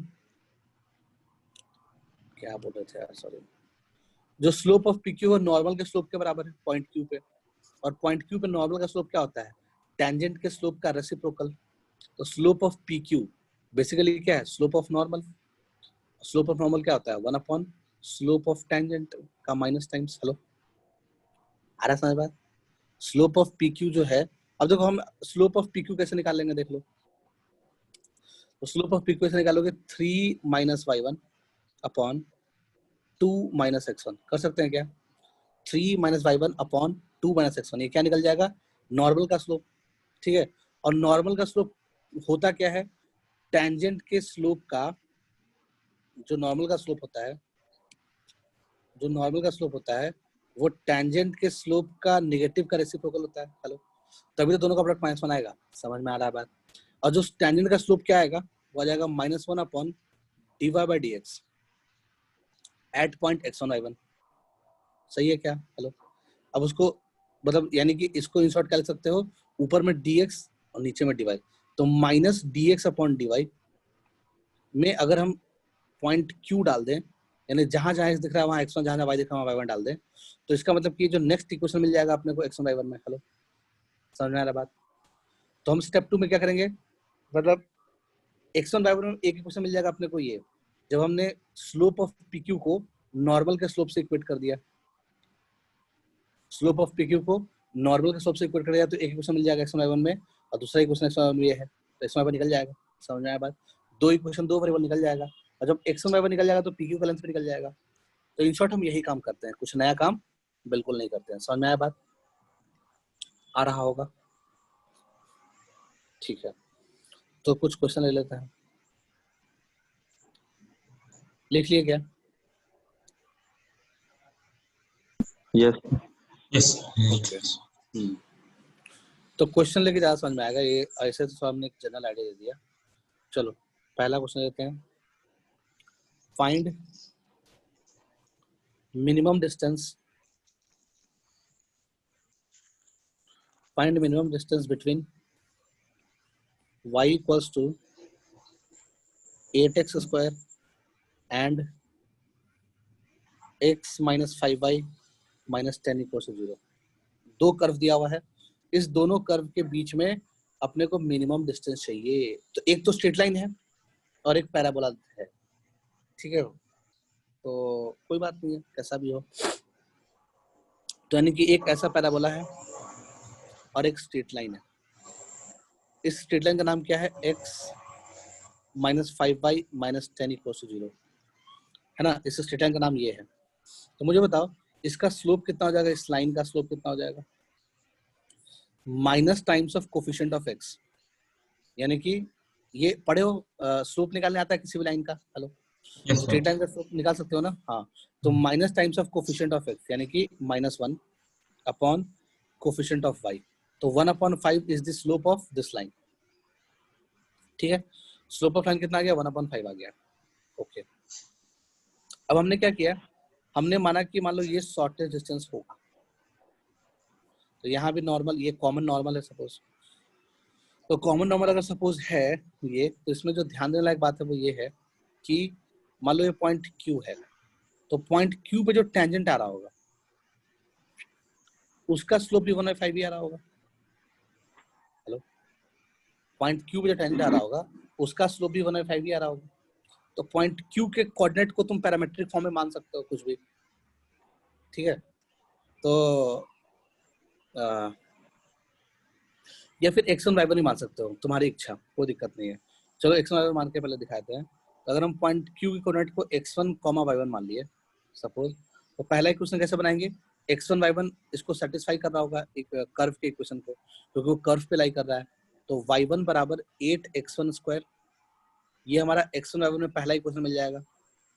दूसरा इक्वेशन कैसे मिलेगा, तो तुम dy बाई dx निकालोगे, कर्व का क्या निकालोगे, dy by dx, dy by dx कितना आ जाएगा 16x if I am not wrong, सही है क्या, dy बाई dx कितना आ जाएगा 8 × 16 16x आ जाएगा, समझ में आ रहा है बात, dy बाई dx कितना आ जाएगा 16x आ जाएगा।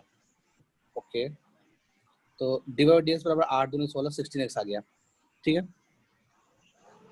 अपने को dy बाई dx कहाँ चाहिए, अपने को dy बाई dx चाहिए एट पॉइंट x1, y1, ठीक है। और यही तो एट पॉइंट x1, y1 यानी कि इसमें x1, y1 डाल दोगे, जो भी dy बाई dx आया उसमें y1, उसमें y का टर्म दिख नहीं रहा है तो y1 डालेंगे, तो है ही नहीं, सिर्फ x1 ही डालेंगे। तो जो 16x1 क्या आ गया, उसका स्लोप ही तो आया, जो dy बाई dx आया वो कितना आ गया 16x1 आ गया, और जो 16x1 होगा किसके बराबर होगा 1/5 के बराबर होगा क्या, हेलो 16x1 क्या आया, dy बाई dx आया एट पॉइंट Q, यानी कि slope of tangent at point Q आ गया 16x1 आ गया, तो 16x1 किसके बराबर होना चाहिए 1/5 के बराबर होना चाहिए, तो यहाँ से x1 निकल जाएगा क्या, यस 1/80। हाँ, अब जब x1 निकलेगा तो y1 नहीं निकल सकता है, तो y1 बराबर क्या होगा 8 टाइम्स ऑफ x1 का होल स्क्वायर, तो 8 इंटू 1/80 इंटू 1/80, तो एक 8 से एक 8 कैंसिल, तो 1/800, तो जो y1 की वैल्यू आ जाएगी वो आ जाएगी 1/800, ठीक है। तो जो हमारा जो पॉइंट Q का जो कोऑर्डिनेट निकला वो 1/80, 1/800 निकल गया, ठीक है। अब देखो अपने को एक पॉइंट गिवन है और एक लाइन गिवन है, तो एक पॉइंट से एक लाइन का डिस्टेंस कैसे निकालते हैं, आता है निकालने के लिए, निकालना आता है, स्ट्रेट लाइन में पढ़े हो नहीं पढ़े हो, जैसे कोई पॉइंट मान लो x1, y1 दिया हुआ है, वहां से अगर अपने को किसी लाइन से शॉर्टेज डिस्टेंस निकालना है और लाइन का इक्वेशन कुछ भी दिया हुआ है like ax plus by plus c equals जो दिया हुआ है, तो हम क्या करते हैं उस पॉइंट को लाइन में डाल देते हैं, यानी कि जहां जहां x है लाइन के इक्वेशन में वहां x1 डाल दो, जहां जहां लाइन के इक्वेशन में y है वहां y1 डाल दो, ठीक है, upon under root of a square plus b square का मॉड, तो ये कहलाता है शॉर्टेज डिस्टेंस। मतलब एक पॉइंट से एक लाइन का डिस्टेंस ऐसे निकालते हैं ये फॉर्मूला लगा के, तो स्ट्रेट लाइन पढ़े होगे तो ये चीज पता होगा, ठीक है, तो एग्जैक्टली सेम तरीके से निकाल सकते हैं हम लोग आंसर, ठीक है।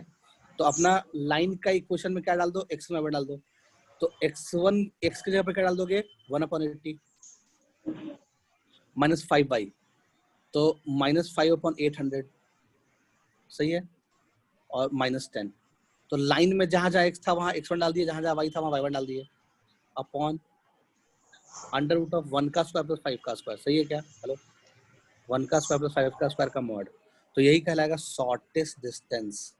आया ही कम समझ में आया, हेलो आया क्या, यस समझ में आया सर, आ गया ना, ठीक है।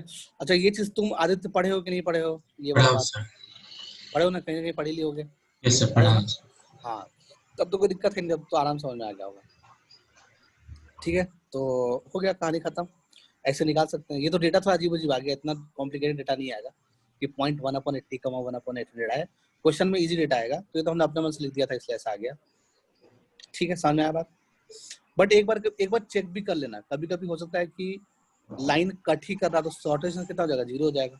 मान लो अगर ये लाइन कट कर जाता है इसको, तब क्या बोलते हैं shortest between two curves are 0, और कट कर जाता तो, बट इन जनरल अगर क्वेश्चन पूछा है तो कट नहीं करेगा, तब भी तुम चेक कर सकते हो। चेक कैसे करोगे, तो लाइन को सॉल्व करो कर्व के साथ, है ना, और वो एक क्वाड्रेटिक बन जाएगा, उस क्वाड्रेटिक का डिस्क्रिमिनेंट क्या आना चाहिए, नेगेटिव आना चाहिए, ठीक है, तभी बोलेगी कट नहीं करेगा, ठीक है। छोड़ आगे बढ़ते हैं, और भी कहानी है।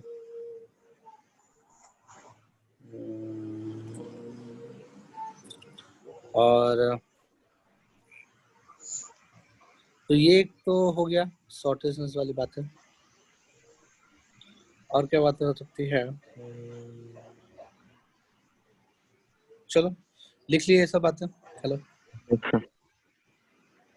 लिख लिए थे ना, चलो तो नेक्स्ट क्वेश्चन लेते हैं बात। नेक्स्ट क्वेश्चन में ले लिया, find minimum and maximum distance of point 1, 2 from x plus 1 का whole square plus y plus 4 का होल स्क्वायर बराबर 1। ठीक है, ये क्वेश्चन है। तो इसको देख के समझ में आना चाहिए कि ये सर्कल का क्वेश्चन है। ठीक है, यानी एक सर्कल है जिसका सेंटर क्या होता है -1, -4। ठीक है, ये आता है कि बताना पड़ेगा? हेलो, सर्कल पढ़े हो शायद? पढ़ा है सर। क्या बोल रहे हो, ये आता है? Yes sir. आता है ना, बिल्कुल सही है।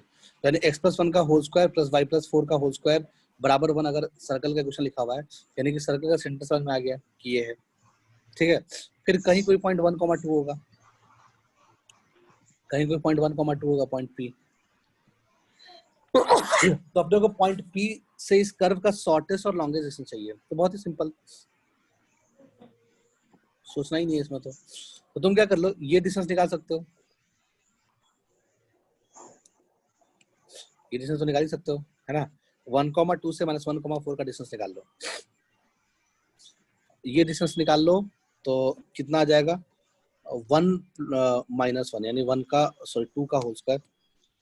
ये डिस्टेंस आ जाएगा अंडर रूट ऑफ 1 - 1 यानी 2 का होल स्क्वायर प्लस 6 का होल स्क्वायर। तो कितना आ जाएगा? Under root of 40।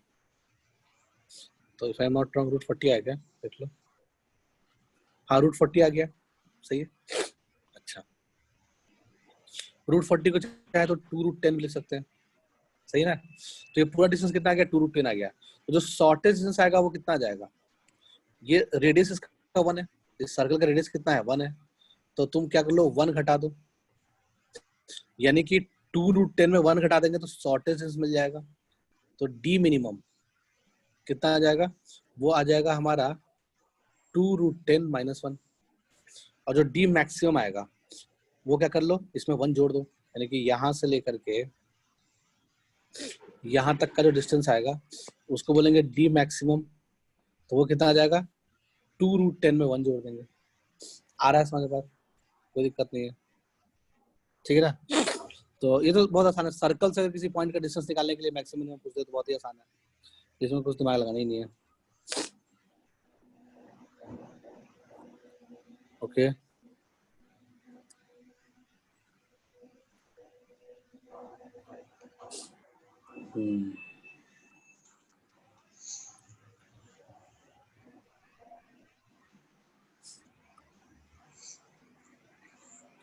चलो एक और क्वेश्चन लेते हैं, लिख लिए? Yes sir.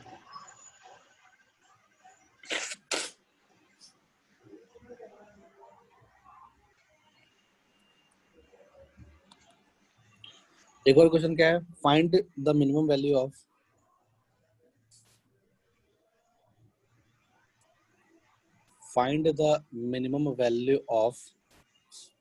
y equals to under root of x1 - x2 का होल स्क्वायर प्लस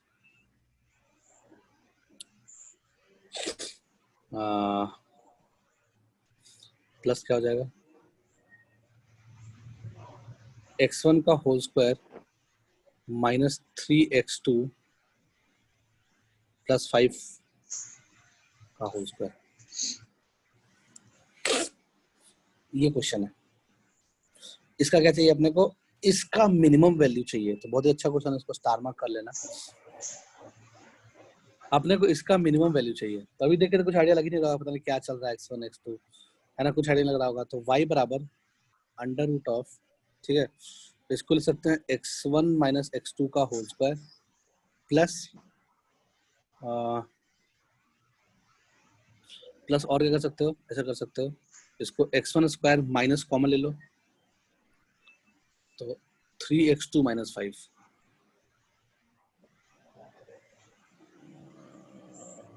ठीक है, 3x2 - 5 का होल स्क्वायर। ऐसे लिख सकते हैं क्या? हेलो, लिख सकते हैं बिल्कुल। थोड़ी देर के लिए तुम इसको y1 बोल दो, थोड़ी देर के लिए तुम x1 स्क्वायर को y1 बोल दो और 3x2 - 5 को y2 बोल दो। तो तुम्हें कुछ ऐसा दिख जाएगा क्या? ये लिखा हुआ, ये y equals to under root of x1 minus x2 का whole square plus y1 minus y2 का होल स्क्वायर लिखा हुआ है। हेलो, सही है क्या? कोई दिक्कत नहीं है, समझ में आ रहा होगा बात? ऐसा ही लिखा हुआ है। यस हाँ, तो अपने को ये शॉर्टेस्ट डिस्टेंस चाहिए, मतलब इसका मिनिमम वैल्यू चाहिए। इसका मतलब कि ये डिस्टेंस किसके किसके बीच का लिखा हुआ है? 2 पॉइंट है, एक x1 एक x1 y1 पॉइंट है और एक x2 y2 पॉइंट है। उन दोनों पॉइंट के बीच का डिस्टेंस लिखा हुआ है ना? और जो x1 y1 पॉइंट है वो इस कर्व पे लाई कर रहा है। कौन से कर्व पे लाई कर रहा है? y बराबर एक्स स्क्वायर। y बराबर एक्स स्क्वायर कर्व पे कौन सा पॉइंट लाई कर रहा है? x1 y1 पॉइंट लाई कर रहा है। फिर एक कर्व है y बराबर 3x माइनस 5। हेलो, और एक दूसरा कर्व क्या है? y बराबर 3x माइनस 5। उस पे एक पॉइंट लाई कर रहा है x2 y2। ठीक है, बेसिकली इन दोनों के बीच का डिस्टेंस पूछ रहा है। हेलो, इन दोनों के बीच का शॉर्टेस्ट मिनिमम वैल्यू पूछा, मतलब कि इन दोनों के बीच का शॉर्टेस्ट डिस्टेंस पूछ रहा है। समझ में आ रहा है बात, है ना? यस हाँ, तो अब लॉजिकली समझ में आ गया सारा चीज, तो खेल वही हो गया। तो अपना कहानी कुछ ऐसा बनेगा, y बराबर एक्स स्क्वायर कर्व दुनिया में सबको आता है बनाने, ऐसा होता है। ठीक है, और y बराबर 3x माइनस 5 लाइन कुछ ऐसा हो रहा होगा। ठीक है, y बराबर 3x माइनस 5 लाइन ऐसा हो रहा होगा और y बराबर एक्स स्क्वायर कर्व ये रहा होगा। इसके बीच का शॉर्टेस्ट डिस्टेंस चाहिए अपने को। इसके बीच का अपने को क्या चाहिए? शॉर्टेस्ट डिस्टेंस चाहिए। ऐसा क्वेश्चन किए ही थे, है ना? कर लेंगे फिर से, कोई दिक्कत नहीं, वैसे ही करेंगे। तो क्या कर लो पहले, यानी कि इसका स्लोप कितना है? 3। इसका स्लोप कितना है? 3। तो इसका मतलब कि ये पॉइंट Q होता सपोज, तो पॉइंट Q का भी स्लोप कितना होता है? पॉइंट Q जो टेंजेंट ड्रॉ करते हैं उसका स्लोप भी कितना होता? 3 होता है। समझ में आ रहा है बात? थोड़ा अच्छा डायग्राम नहीं बना, समझ लो। तो इसका स्लोप भी कितना होता? 3 ही होना चाहिए। स्लोप एट पॉइंट Q भी 3 ही होना चाहिए। तो अब Q के कोऑर्डिनेट x1 का मान लेते हैं। Q का कोऑर्डिनेट क्या मान लेते हैं? x1 का मान लेते हैं। तो निकालो dy by dx। तो एक्चुअली में हम क्या करेंगे? dy by dx निकालेंगे पहले। तो जो dy by dx आया वो कितना आ गया? 2x आ गया, और उसमें x1 y1 पॉइंट डाल दो, यानी पॉइंट Q डाल दो इसमें, तो कितना आ जाएगा? 2x1। तो स्लोप कितना आ गया? 2x1। तो 2x1 should be equal to कितना? 3, है ना? तो यहाँ से क्या समझ में आ गया कि 2x1 जो वो 3 के बराबर है, तो यहाँ से x1 की वैल्यू 3/2 आ गई। अब x1 निकल गया तो y1 निकल जाएगा। x1 अगर निकल गया तो y1 भी निकल जाएगा। y1 कितना आ जाएगा? x1 का होल स्क्वायर, यानी कि 9/4। ठीक है, तो पॉइंट Q का कोऑर्डिनेट निकल गया 3/2 9/4। तो 3/2 9/4 से इस लाइन का डिस्टेंस निकाल ही सकते हो, कौन सा बड़ा बात है। यानी कि अब क्वेश्चन ऐसा हो जाएगा, उस लाइन के इक्वेशन में क्या डाल दो? जहां जहां x है वहां 3/2 डाल दो, जहां जहां y है वहां 9/4 डाल दो। तो 3 into 3/2 minus 9/4 minus 5 upon under root of 3 का स्क्वायर प्लस 1 का स्क्वायर का मॉड। यही आएगा क्या शॉर्टेस्ट डिस्टेंस? हेलो, कैसे निकाले? समझ में आया बात? अब यस इस पॉइंट से इस लाइन का डिस्टेंस निकाल लिया। ठीक है, और वही आ जाएगा। आया होगा समझ बात? इसको करोगे तो आंसर देख लो क्या आ रहा है, जो भी आएगा आएगा। इसको सॉल्व करने के बाद आंसर जो आएगा वो 11/4√10 आ जाएगा। तो ऐसा क्वेश्चन भी पूछा जा सकता है मिनिमम वैल्यू निकालने के लिए। Yes sir. सर हाँ बोलो। वो पिछले क्वेश्चन का दिखाइए ना लास्ट। हाँ, पिछला क्वेश्चन तो सर्कल आसान था, ये वाला था। यस यस सर, हो गया।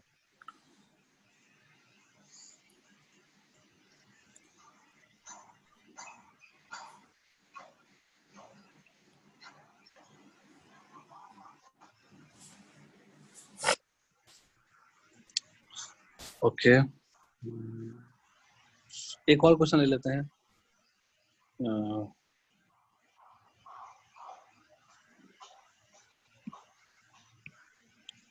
चलो, एक और क्वेश्चन क्या दिया हुआ कि क्वेश्चन पूरा लिख नहीं रहे हैं, समझ लेना, अपने साथ लिख लेना। तो y² = 4x एक पैराबोला दिया हुआ है और उस पे 2 पॉइंट है। इस पैराबोला पे एक पॉइंट A लाई कर रहा है जिसका कोऑर्डिनेट दिया हुआ है 1, -2, और एक पॉइंट B लाई कर रहा है जिसका कोऑर्डिनेट दिया हुआ है 4,4। ठीक है, ए और बी 2 पॉइंट डिस्प्लाई कर रहा है।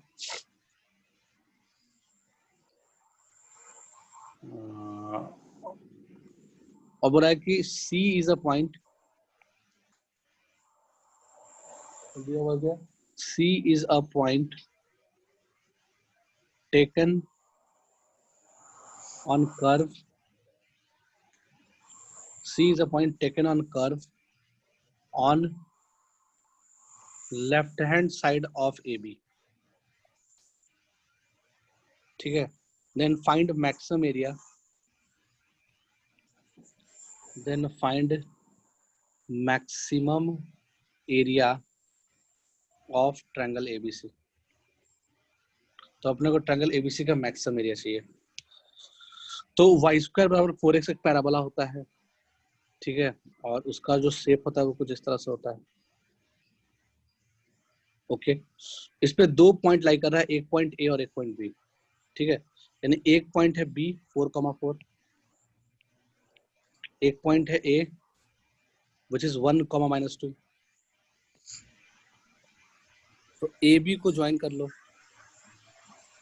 तो ए बी के लेफ्ट में क्वेश्चन में क्या बोला है, एक मिनट यार, क्वेश्चन में बोला है कि ए बी के लेफ्ट में कर्व के ऊपर सी पॉइंट लिया हुआ है ना। यानी कि हम क्या कर रहे हैं कि एक सी पॉइंट कर्व पे लिए, एक सी पॉइंट जो है वो कर्व पे लिए, कहीं भी ले सकते हैं वो सी पॉइंट, मान लो यहाँ पे ले लिए, तो कर्व पे एक सी पॉइंट लिए जो कि ए बी के लेफ्ट में है। ठीक है, तो कहीं भी हो सकता है, समझ में आ रहा बात, यानी कि यहाँ से लेके यहाँ के बीच में कहीं भी हो सकता है सी पॉइंट। जो पार्ट हमने स्टडी किया सी पॉइंट वहां से लेके वहां तक में कहीं भी हो सकता है। तो अपने को क्या चाहिए, अपने को इस ट्रायंगल एबीसी का मैक्सिमम एरिया चाहिए। इस ट्रायंगल एबीसी का क्या चाहिए, मैक्सिमम एरिया चाहिए। ओके, तो मैक्सिमम एरिया कैसे निकालोगे, यही कहानी है। तो मैक्सिमम एरिया के लिए हमने क्या किया, अब देखो वाई स्क्वायर बराबर क्या है, कर्व का नाम है वाई स्क्वायर बराबर 4x। तो इस पे पैरामेट्रिक कोऑर्डिनेट तुम चाहो तो ले सकते हो। तो हमने पॉइंट सी का पैरामेट्रिक कोऑर्डिनेट क्या ले लिया, t², 2t। रिलेंस सिखाया था हमने कैसे लोगे, तो y बराबर वाई स्क्वायर बराबर 2x लिख सकते हो इसे। 2x को कैपिटल x बोल दिया, इसको कैपिटल y बोल दिया, तो कैपिटल वाई स्क्वायर बराबर x। तो tt लिख लो, याद आ रहा है करने का तरीका। वैसे तो पैराबोला में पढ़ लोगे तो याद ही हो जाएगा, पैराबोला में पढ़ाया जाएगा ये चीज, इसका पैरामेट्रिक पॉइंट होता क्या है, बट अभी के लिए याद कर लिया tt। फिर तरीका हमने क्या बताया था कि x पे जो पावर है y पे आ जाएगा, है ना, मतलब x वाला पावर इधर मतलब क्रॉस आ जाएगा, और क्या। फिर जो y पे पावर है वो x पे आ हाँ y पे पावर x, y वाला पावर x पे आ गया और x वाला पावर इस पे आ जाएगा, बट ये कैपिटल x लिखा हुआ था, है ना। तो एक्चुअली में ये पॉइंट किसका है, एक्चुअली में ये कोऑर्डिनेट आ गया तुम्हारा, ये 2x, y का कोऑर्डिनेट निकल गया। ठीक है, तो आई एम नॉट रॉन्ग, सही चल रहा है। ये तो 2x, y का कोऑर्डिनेट निकल गया, तो 2x जो है वो t² के बराबर है, तो x क्या आ जाएगा, t²/2 के बराबर आ जाएगा, और y क्या आ जाएगा, t के बराबर आ जाएगा। सही है, सही है, कोई दिक्कत नहीं है। तो ये भी चलेगा, t²/2, t भी चलेगा, ये भी एक तरीका है ना पैरामेट्रिक पॉइंट मानने का, बट ये भी सेटिस्फाई कर रहा होगा। देखो t², 2t भी सेटिस्फाई करेगा, ऐसा नहीं कि नहीं करेगा। तो t², 2t भी इसको सेटिस्फाई कर रहा होगा और ये भी सेटिस्फाई कर रहा होगा। तुम्हारी जैसी इच्छा, तुम्हें जो मानना है वो पैरामेट्रिक कोऑर्डिनेट मान लो। ठीक है, या तुम x और y नहीं मान सकते हो, बट थोड़ा लंबा हो जाएगा उससे। ठीक है, तो पैराबोला में हम लोग पढ़ते हैं कि वाई स्क्वायर बराबर 4x टाइप का पैराबोला रहता है, उसका पैरामेट्रिक कोऑर्डिनेट at², 2at होता है। तो उस तरह से हम मान सकते हैं t², 2t आएगा। ठीक है, तो अपने को इस ट्रायंगल का मैक्सिमम एरिया चाहिए। तो ए बी का लेंथ तो फिक्स है, ए बी को तो कोई हिला नहीं सकता है। हेलो, ए बी का लेंथ फिक्स है, ए बी तो फिक्स है ना, A B line segment fix है, उसमें कोई चेंज नहीं आ रहा है। तो अगर तुम इस ट्रायंगल का एरिया लिखोगे तो क्या लिखोगे, half into base A B into height, height बदलेगा, है ना। तो हाइट मैक्सिमम चाहिए अपने को, यानी कि पॉइंट सी से लाइन का डिस्टेंस मैक्सिमम होना चाहिए, समझ में बात। तो एरिया अपने आप मैक्सिमम आ जाएगा। तो एच यानी कि अपने को बेसिकली निकालना क्या है इसमें, अपने को बेसिकली क्या निकालना है कि पॉइंट सी और लाइन ए बी के बीच का मैक्सिमम डिस्टेंस क्या हो सकता है वो निकालना है, ठीक है। तो मैक्सिमम डिस्टेंस कब होगा? अलोंग कॉमन नॉर्मल, यानी कि बेसिकली तुम ऐसा समझ लो कि तुम्हारे पास एक कर्व दिया हुआ है, इन शॉर्ट कहने का मतलब तुम्हारे पास एक ऐसा कर्व है और एक लाइन है, ठीक है। इस दोनों के बीच का तुम्हें क्या चाहिए? मैक्सिमम डिस्टेंस चाहिए। तो मैक्सिमम डिस्टेंस या मिनिमम डिस्टेंस किसके अलॉन्ग होता है? कॉमन नॉर्मल के अलॉन्ग होता है। इसका मतलब कि इस पे जो टेंजेंट ड्रॉ करेंगे, मान लो ये पॉइंट सी है, तो सी पॉइंट पे जो टेंजेंट ड्रॉ करेंगे वो इस वाले लाइन के पैरेलल होना चाहिए। हेलो, सी पे जो टेंजेंट ड्रॉ करेंगे वो इस वाले के स्लोप के मतलब दोनों पैरेलल होना चाहिए। समझ में आ रहा है कि नहीं आ रहा है? हेलो, तभी तो कॉमन नॉर्मल आएगा ना। हाँ, यानी कि अपने को यहाँ से क्या समझ में आ गया, यहाँ से अपने को ये समझ में आ गया कि अगर हम सी पे टेंजेंट ड्रॉ करें तो उसका स्लोप जो है वो ए बी के स्लोप के बराबर आना चाहिए। तो स्लोप ऑफ ए बी निकाल दो। स्लोप ऑफ ए बराबर 4 + 2 6 upon 4 - 1 3 which is equal to 2। इसका स्लोप अगर 2 है तो इसका स्लोप भी 2 ही आना चाहिए, है ना। तो dy/dx निकाल लो। ना भी क्या ही करना, सीधे x y निकल जाता है। अगर तुम पैरामेट्रिक कोऑर्डिनेट नहीं भी मानते तो भी आराम से क्वेश्चन बन जाता है। इतना लंबा पैरामेट्रिक कोऑर्डिनेट मत मानो, x y नहीं मान लो, ठीक है। क्योंकि अभी पैराबोला पढ़े नहीं हो तो पता नहीं कम समझ में आ रहा होगा कि हमने कैसे ले लिया। वो कोई बात नहीं, हम x y नहीं मान के चलते हैं। सी का कोऑर्डिनेट x1 y1 मान लिए, सी का कोऑर्डिनेट। फिर हमने क्या किया? dy/dx निकाला। तो y² बराबर 2, अच्छा y² बराबर 4x कर्व का नाम है। हमने डिफरेंशिएट करेंगे तो कितना जाएगा? 2y डैश बराबर 4, ठीक है। यहाँ से y डैश की वैल्यू कितनी आ जाएगी?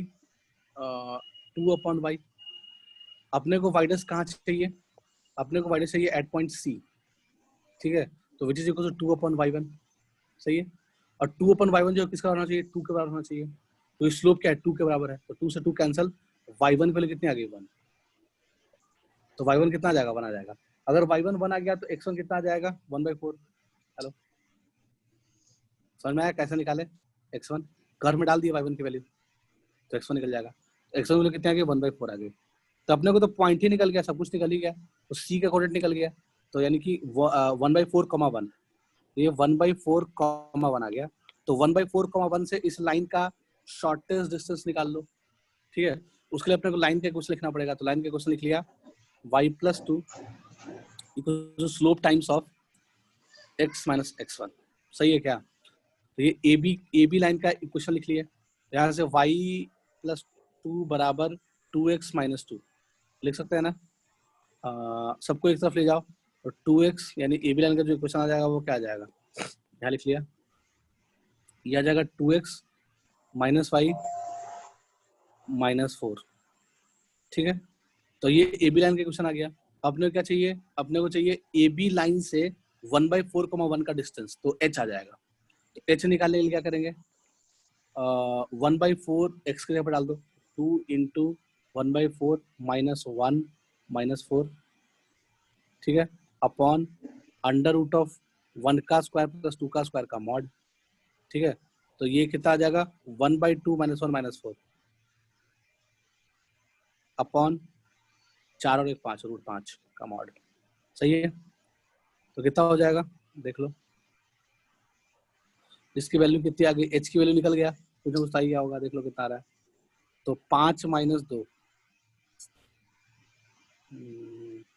4 और 1 5, 5 में से आधा गया तो 4.5, और 4 1 5, 5 - 1/2 कर लो, 10 - 1 9/2, सही है। तो 9/2 √5 आ गया। हेलो, हाइट कितना आ गया? हाइट आ गया हमारा 9/2 √5, ठीक है। बाकी ए बी का डिस्टेंस निकाल सकते हो डिस्टेंस फार्मूला से। समझ में आया कि कम समझ में आया? अपने को हाइट h निकल ही गया, ए बी का डिस्टेंस निकाल सकते हैं √6 का होल स्क्वायर प्लस 3 का whole square which is equals to, ये डिस्टेंस ऑफ ए बी निकल जाएगा। तो 9 और 36 कितना होता है? देख लो।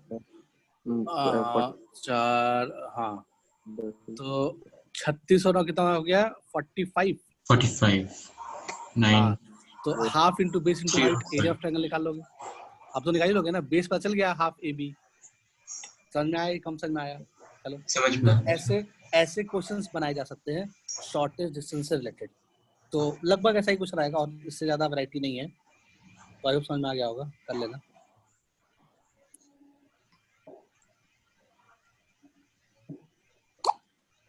देख लो इसको।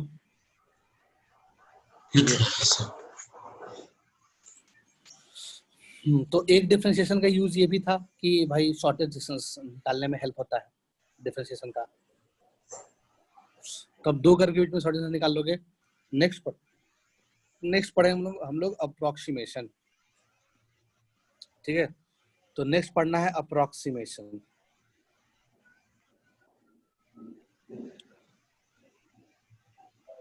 अप्रोक्सीमेशन, ठीक है? अप्रोक्सीमेशन में क्या कहानी है कि अप्रोक्सीमेशन में क्या बोला जा रहा है, जैसे मान लो यानी कि कोई भी चीज का अप्रोक्सीमेट वैल्यू निकालने में इसका हेल्प होता है। मतलब हम डिफरेंशिएशन के यूज से कोई अजीब सी चीज का अप्रोक्सीमेट वैल्यू निकाल सकते हैं। मान लिया जाए कि ये कर्व है y equals to f of x। देखो इसको कैपिटल y एक्सिस मान लो, सॉरी इसको कैपिटल x एक्सिस मान लो, इसको कैपिटल y एक्सिस मान लो, और कर्व कैपिटल y बराबर f ऑफ कैपिटल x है। ये कर्व का नाम है। इस कर्व पे कहीं एक पॉइंट है x, y। इस कर्व पे कहीं पॉइंट A है जिसका कोऑर्डिनेट है x, y। इस A कोऑर्डिनेट है कितना? A का कोऑर्डिनेट है x, y। Small x, y है, तो कैपिटल x बराबर स्मॉल x यहाँ पे आ रहा होगा, या यूं कहे कि x आ रहा होगा इन शॉर्ट, ठीक है? अच्छा, इसमें अगर हमने क्या किया, इसमें अगर हम डेल्टा x आगे चले गए, यानी इस डिस्टेंस को डेल्टा x बोल दिया, ठीक है? तो इसको क्या बोलेंगे? इसको बोलेंगे x प्लस डेल्टा x, ठीक है? अच्छा, x, y से अच्छा है कि इसको x, fx बोलो। पॉइंट A को क्या बोल सकते हैं? x, fx बोल सकते हैं, y तो fx ही होता है ना, ठीक है? तो जो ये पॉइंट B मान लो आया होगा, तो पॉइंट B का जो कोऑर्डिनेट आएगा वो क्या आ जाएगा? वो आ जाएगा x plus delta x, f of x plus delta x। Hello, लिख सकते हैं, कोई दिक्कत नहीं है। f of x plus delta x लिखा हुआ है वो B का कोऑर्डिनेट। ओके, अब मान लो यहाँ से अपने को जो सीखना है वो ये सीखना है कि डेल्टा x अगर बहुत स्मॉल हो गया, अगर डेल्टा x बहुत स्मॉल हो गया, ठीक है? अगर डेल्टा x बहुत स्मॉल हो गया तो हम स्लोप ऑफ ए बी को स्लोप ऑफ टेंजेंट एट ए बोल सकते हैं। यानी कि if delta x is very small, if delta x is very small, then slope of chord AB is equals to slope of tangent at A बोल सकते हैं। Hello, समझ में आ रहा बात? Okay okay okay okay okay, सही बात है।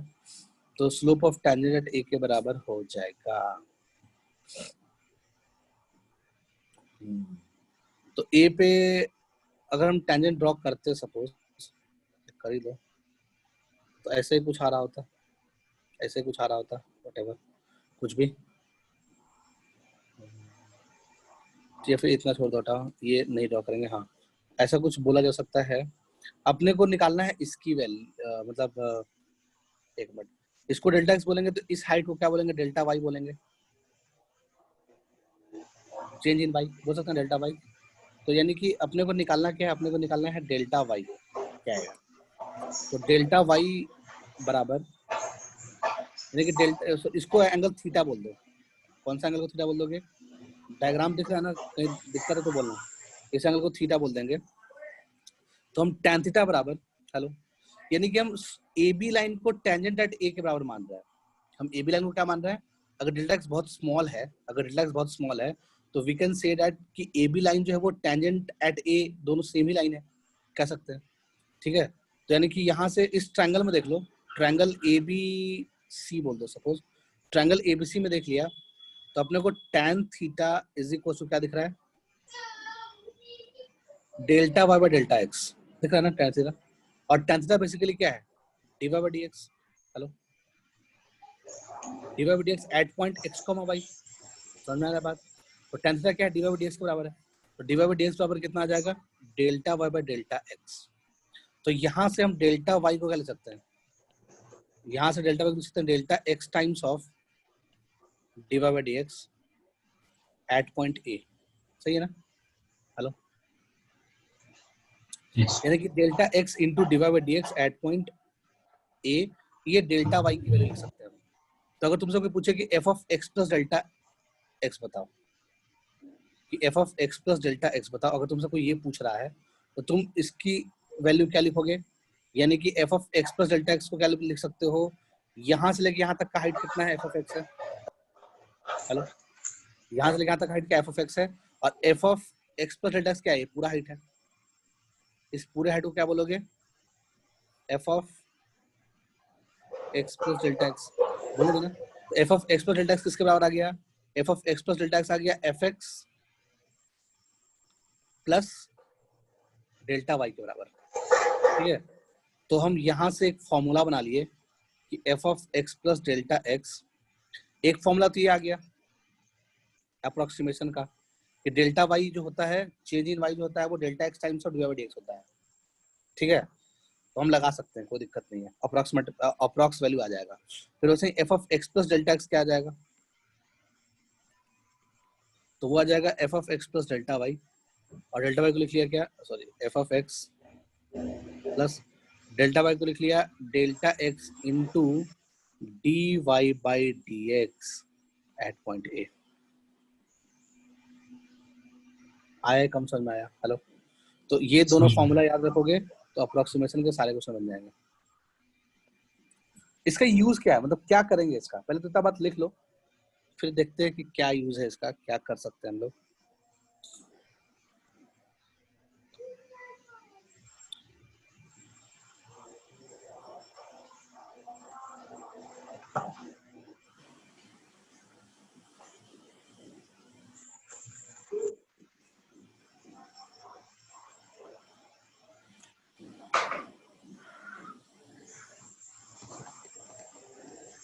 yes, लिख लिए, चलो अब हम लोग इसका यूज करेंगे। और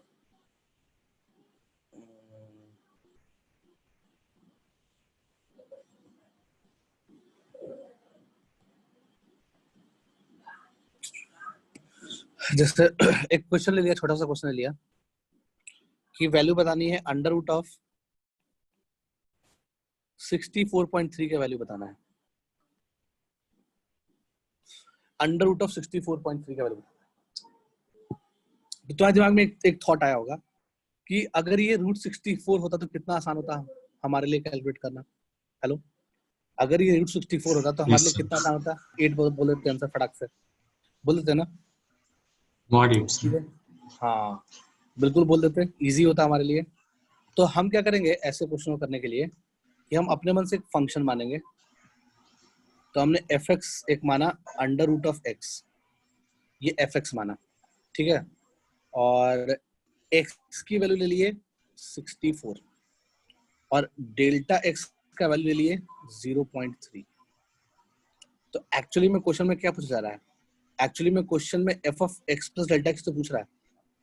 हेलो, अगर तुम एक्स की वैल्यू 64 लो और डेल्टा एक्स की वैल्यू 0.3 लो, तो क्वेश्चन वाले ने क्या पूछा, F of x plus delta x पूछा, तो एक्स की जगह पे एक्स प्लस डेल्टा एक्स आ जाएगा, यही तो पूछा। यानी एक्स की वैल्यू 64 हो और डेल्टा एक्स की वैल्यू 0.3 हो, तो ये 64.3 का तो पूछ रहा है वैल्यू, मतलब वही वैल्यू तो निकलेगा, समझ में आया बात। हेलो, yes, यानी कि f of x plus delta x की वैल्यू अपने को चाहिए, ठीक है। यानी f of x plus delta x बराबर लिख सकते हैं root over x plus delta x. बस ऐसे क्वेश्चन में तुमको एक देखो, उसमें जो पूरा का पूरा जो थॉट है, ऐसे क्वेश्चन का जिसका अप्रोक्सीमेट वैल्यू निकालना हो, तो ऐसे क्वेश्चन को देखते ही एफ एक्स क्या लेंगे ये दिमाग में आना चाहिए, और उसमें एक्स क्या लेंगे ये दिमाग में आना चाहिए, और डेल्टा एक्स क्या लेंगे ये दिमाग में आना चाहिए। तो ये बहुत ऑब्वियस चीज है, इसके लिए कोई मेथड नहीं है कि हम कैसे सोचेंगे, है ना। तो जैसे कि अब तुम जैसे अब तो इसके लिए कोई मेथड नहीं है कि fx कहाँ से दिमाग में आया, x कहाँ से दिमाग में आया, डेल्टा x कहाँ से दिमाग में आया, इसके लिए कोई खास मेथड नहीं है। सिंपल सी बात है, जैसे मान लो अगर कहानी ऐसी होती, सपोज 27.3 की पावर 1/3 होता, ठीक है, तो इसमें फंक्शन क्या मानते, y बराबर x⁻⁴ और x क्या लेते 27 ले लेते, और डेल्टा x क्या ले लेते 0.3 ले लेते। सही है क्या? यस क्यों लेते हैं? क्योंकि फायदा हो रहा है ना उससे, अपने को यहाँ से fx निकल जा रहा है बहुत क्लियरली। अगर तुम 27 लेते x की वैल्यू, तो 27 की पावर 1/3 की वैल्यू हम इजीली निकाल सकते हैं, ये अपने को पता ही है ना। और बाकी देख लेंगे, डेल्टा x तो मैंने समझ में आ रहा है बात, हेलो आ रहा है ना। तो अब तुमको ऐसे एक्सप्रेशन देख के समझ में आ गया कैसे लेते हैं कोई भी चीज। सपोज और भी हम ले लेते हैं वैल्यू, सपोज अंडर रूट तो हो ही गया, ये चलो, या 32.7 की पावर 1/5, इसमें फंक्शन क्या मानेंगे, इसमें y बराबर fx क्या मानेंगे, x की पावर 1/5, और इसमें x क्या ले लेंगे 32 ले लेंगे, और डेल्टा x क्या ले लेंगे 0.7। सही है क्या? समझ में आ रहा बात? तो अब ये स्टेप सोचने में तो कोई दिक्कत नहीं है, इतना तो काम कर ही लोगे सब में। तो तुम्हारे लिए नेक्स्ट क्वेश्चन ये रहेगा, तो हम करवाएंगे ऊपर वाला, बाकी अपने से कर लेना, 2-3 क्वेश्चन हो जाएगा, प्रैक्टिस हो जाएगा, बाकी का वैल्यू भी निकाल लेना। तो ठीक है, समझ आ रहा बात? y क्या मानना है, मतलब fx क्या मानना है, और x कैसे सपना आ रहा है, क्योंकि 32 की पावर 1/5 निकालना हमारे लिए आसान है, तो जो आसान है उसके अकॉर्डिंग x मानोगे। समझ आ रहा बात? जब x मान लो तो डेल्टा x अपने आप निकल जाएगा। ठीक है, तो अपने को x, डेल्टा x और fx 3 चीज मानने आना चाहिए, और ये बाय डिफॉल्ट इंट्यूशन से ही तुम लिख सकते हो, इसका कोई मेथड नहीं है ये तीनों बात लिखने का। समझ आया बात? उसके आगे मेथड आता है, उसके आगे तो मेथड आई। तो तुम लोग क्या करो, तुम लोग ये क्वेश्चन भी लिख ही लो अपना कॉपी में, डू योरसेल्फ कर लेना, इसका भी अप्रोक्सीमेट वैल्यू निकालना। ठीक है, हम ऊपर वाले करके दिखा देते हैं।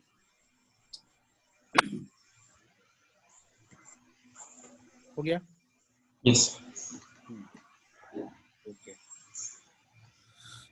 यानी कि x में चेंज हो रहा है 0.3 का, तो y में कितना चेंज होगा, यानी डेल्टा y निकालना है बेसिकली, और डेल्टा y को y में जोड़ देंगे। इन शॉर्ट कहने का मतलब यही है ना, या फिर इतना दिमाग नहीं लगा, चलो सिंपली कर लेते हैं। तो हमने क्या किया, f of x plus delta x को क्या ले सकते हैं, इसको ले सकते हैं f ऑफ x, यानी कि y प्लस डेल्टा y, है ना। f ऑफ x को y बोल रहे हैं ना, मतलब f ऑफ x को ही तो y बोलते हैं, इतना क्यों दिमाग आ रहा है। चलो इसको y प्लस डेल्टा y बोल सकते हैं। ठीक है, यानी कि x में अगर डेल्टा x का चेंज हुआ तो पूरा expression f of x plus delta x क्या हो जाएगा, y प्लस डेल्टा y हो जाएगा। ठीक है, y क्या है बेसिकली, तो y है f ऑफ x, और डेल्टा y क्या है वो तो निकालना पड़ेगा। डेल्टा y को अगर भूल जाओगे कि कैसे करते हैं, तो तुम ऐसा करना कि पता नहीं क्या करते हैं, भूल जाएगा फॉर्मूला वगैरह भूल रहे हो तुम, तो क्या करना कि ऊपर नीचे dx से मल्टीप्लाई डिवाइड कर लेना। ठीक है, अब इसको dy बाई dx लिख देना, और इस dx को डेल्टा x लिख देना, या फिर पता नहीं क्या बोल रहे थे हम, डेल्टा x से मल्टीप्लाई डिवाइड कर देना, डेल्टा x से मल्टीप्लाई डिवाइड कर देना। ठीक है, और इसको dy बाई dx मान लेना, डेल्टा बाई डेल्टा x को, अगर डेल्टा x स्मॉल होगा, बहुत स्मॉल होगा, डेल्टा x 0 को जा रहा होगा, तो हम बोल सकते हैं कि dy बाई dx बराबर है। ठीक है, यही तो पढ़े एमओडी में हमने पढ़ाया था ना कि dy बाई dx को कर सकते हैं, dy बाई dx को कर सकते हैं limit delta x tends to 0 delta y by delta x, इसी को बोलते हैं dy बाई dx। ऐसा हमने लिमिट में कहीं पढ़ाया, मतलब एमओडी में कहीं बताया था, वही बात तो कर रहे हैं। तो इसको हम dy बाई dx बोल सकते हैं, और वो डेल्टा x हो जाएगा। तो यानी कि बेसिकली क्या बन जाएगा, ये बेसिकली बन जाएगा f of x plus delta x times of dy by dx, और dy बाई dx कहाँ पे, एट पॉइंट x, y, सही है, या x, fx ऐसा बोल सकते हो, यही हमारा आंसर आ जाएगा। तो f ऑफ x बोले तो क्या, f ऑफ 64, f ऑफ 64 कितना आ जाएगा 8। हेलो, यानी y की वैल्यू कितनी 8 है, समझ में आ रहा है बात, ये 8 आ जाएगा, प्लस डेल्टा x कितना 0.3, तो 0.3 इंटू डी बाई dx, तो रूट एक्स का डेरिवेटिव क्या होता है 1/2 रूट एक्स, रूट एक्स का डेरिवेटिव क्या होता है 1/2 रूट एक्स। सही है क्या, पता है ना। हाँ, अब इसमें क्या डाल दोगे, इसमें x, y पे चाहिए, यानी कि इसमें x के जगह पे क्या डालोगे 64 डाल दोगे। ठीक है, तो value will be equals to 8 plus 0.3 upon 2 into 8। सही है, हेलो, यानी कि 16, 3/16, अब इसको जोड़ लेना, इससे शॉर्ट तो नहीं हो पाएगा, इसको जोड़ के वैल्यू निकाल लिया, अप्रॉक्स वैल्यू निकल गया। आया समझ में बात? हेलो, यस आ गया ना? कर सकते हैं ऐसे।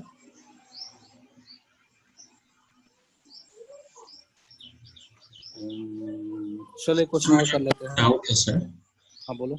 सर अगर ऐसा दिया कि क्यूब रूट ऑफ 28 को अप्रोक्सीमेट करना है सर, हाँ तो कर सकते हैं। तो 27 प्लस 1 वैसे लिख सकते हैं। हाँ लिख सकते तो हैं, बिल्कुल डेल्टा 1 ले सकते बिल्कुल। हैं क्या सर, क्योंकि बहुत बड़ा हाँ हाँ होगा ले सर। सकते हैं, ले सकते हैं बिल्कुल। वन ओके ले सर, सकते हैं, वही टू भी ले डाउट सकते हैं।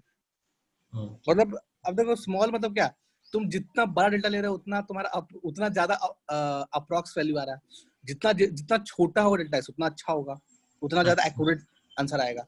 सिंपल सी बात है। बट देखो तुम्हारा काम है अप्रोक्सीमेशन, टॉपिक का नाम ही अप्रोक्सीमेशन, तुम एग्जैक्ट वैल्यू निकाल रहे हो, ये कोई एग्जैक्ट वैल्यू नहीं है। हाँ बट ये काफी करीब आंसर है, ऐसा नहीं कि गलत गड़बड़ा आंसर है, ये काफी करीब आंसर, बट ये कोई एग्जैक्ट वैल्यू थोड़ी ना है। ये तो अप्रोक्स, तभी तो नाम है अप्रोक्सीमेशन। तुम डेल्टा एक्स की वैल्यू 1 भी ले सकते हो, 2 भी ले सकते हो। जैसा भी ये क्वेश्चन लेके दिखाई देते हैं, ये सब लिख लिए होगे, यस लिख लिया सर। तरीका भी समझ में आ रहा है। चलो एक और क्वेश्चन लेते हैं अप्रोक्सीमेशन का, और इस बार अपने को अप्रोक्सीमेट वैल्यू बतानी है, वही क्यूब रूट ऑफ 123। चलो क्यूब रूट ऑफ 123 का अप्रोक्सीमेट वैल्यू, तो 125 का तो अपने को आता है निकालने अप्रोक्सीमेट वैल्यू, है ना? और तो किसी का नहीं आता है। तो इसका मतलब कि एक्स किसको मानेंगे, एक्स किसको मानेंगे, 125 को मानेंगे।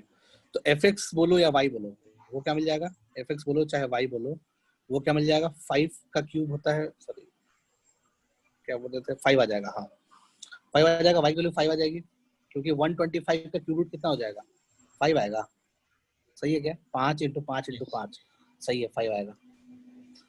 तो y की वैल्यू 5 आ गई, x की वैल्यू 125 आ गई। fx किसको मान रहे हैं, यानी y बराबर fx एक फंक्शन मान लेते हैं, और वो सिंपल सा फंक्शन दिखिए होगा दिमाग में, x रेज़ टू 1/3 मान लेंगे। ठीक है, अपने क्वेश्चन में डेल्टा x क्या मानना पड़ेगा, अब देखो डेल्टा x यहाँ निगेटिव मानना पड़ेगा, -2 है ना, तो साइन का ध्यान रखना, यहाँ पे डेल्टा x क्या है, -2 है। तो अपने को क्वेश्चन में क्या निकालना है, अपने क्वेश्चन में निकालना है f of x plus delta x तो निकालना है। ठीक है, f of x plus delta x कितना हो जाएगा, ये हो जाएगा 123 की पावर 1/3, यही आ जाएगा। तो इसको क्या ले सकते हैं, इसको ले सकते हैं f ऑफ x बोले तो कितना, चलो लिख लो तो पहले तो इसको ले सकते हैं f of x plus delta y, और डेल्टा वाई को ले सकते हैं dy by d x into delta x. सही है, समझ में आ रहा बात? तो f ऑफ x क्या है, 5 के बराबर, plus dy by d x निकाल लो तो कितना आ जाएगा, 1/3 इंटू एक्स की पावर 1/3 का डेरिवेटिव कितना हो जाएगा, 1/3 इंटू एक्स की power 1/3 minus 1 which is equals to -2/3, तो नीचे आके 2/3 बन जाएगा। तो बन जाएगा 1/3 टाइम्स ऑफ एक्स की पावर 2/3। सही है क्या, समझ पा रहे बात को, इनटू डेल्टा एक्स, है ना। और अच्छा ये dy dx कहाँ चाहिए, ये dy चाहिए एट एक्स बराबर 125, ठीक है, और into delta x which is equals to -2। तो यहाँ से लिख लेंगे 5 प्लस 1 अच्छा एक्स की पावर 2/3 वैल्यू कितना आ जाएगा, यानी कि 125 की पावर 2/3 का वैल्यू कितना आ जाएगा, तो 25 आ जाएगा if I am not wrong. सही है क्या, तो देखो 125 की हाँ पावर यस सर। 1/3 का होल स्क्वायर लिखा हुआ है, तो इसकी वैल्यू कितनी, 5 का होल स्क्वायर कितना, 25। सही है ना, तो इसकी वैल्यू 25 आ जाएगी। तो 25 इंटू 3 ऐसा कुछ बन जाएगा। तो 5 प्लस प्लस नहीं माइनस आ जाएगा, ओवरऑल ओवरऑल क्या आ जाएगा, माइनस आ जाएगा, 5 -2 के कारण। तो 5 -2/3 इंटू 25, तो ये अप्रॉक्स वैल्यू आ जाएगा 5 -2/25 थे 75, ऐसा कुछ आना चाहिए। तो इसको चाहो तो कर भी सकते हो, 75 इंटू 5 और कर लेना अपना, इतना तो करना ही पड़ेगा, इससे शॉर्टकट नहीं कर सकते, मैक्सिमम इतना तो करना ही पड़ेगा कैलकुलेशन। तो यही आ जाएगा, इसकी वैल्यू कुछ कुछ आ जाएगी, 2/75 आया। ठीक है, इसका वैल्यू कितना आ जाएगा अप्रॉक्स, ठीक है कर लेना अपने हिसाब से, कर लेना जो भी है। ठीक है, तो ये हमारा अप्रॉक्स वैल्यू आ जाएगा इसका। आया समझ में बात? तो यस ऐसे क्वेश्चन को अप्रोक्सीमेट कर लोगे है ना। एक और वैरायटी ऑफ क्वेश्चन अप्रोक्सीमेशन बनता है, वो भी कर लेते हैं। उसमें वही रहेगा, वॉल्यूम कितना चेंज होगा अगर ये इतना चेंज हो रहा है, तो कर लेते हैं, कोई दिक्कत नहीं है। लिख लो इसको। 4.8 लिख लिए? Yes sir. यस बहुत सही। और एक और क्वेश्चन लिया, find approx change in volume of a cube of side x meter, of a side x meter, side x meter, find approximate change in volume of a cube. इतना क्या लिखना है, ऐसा लिखा है, find approximate change in volume of a cube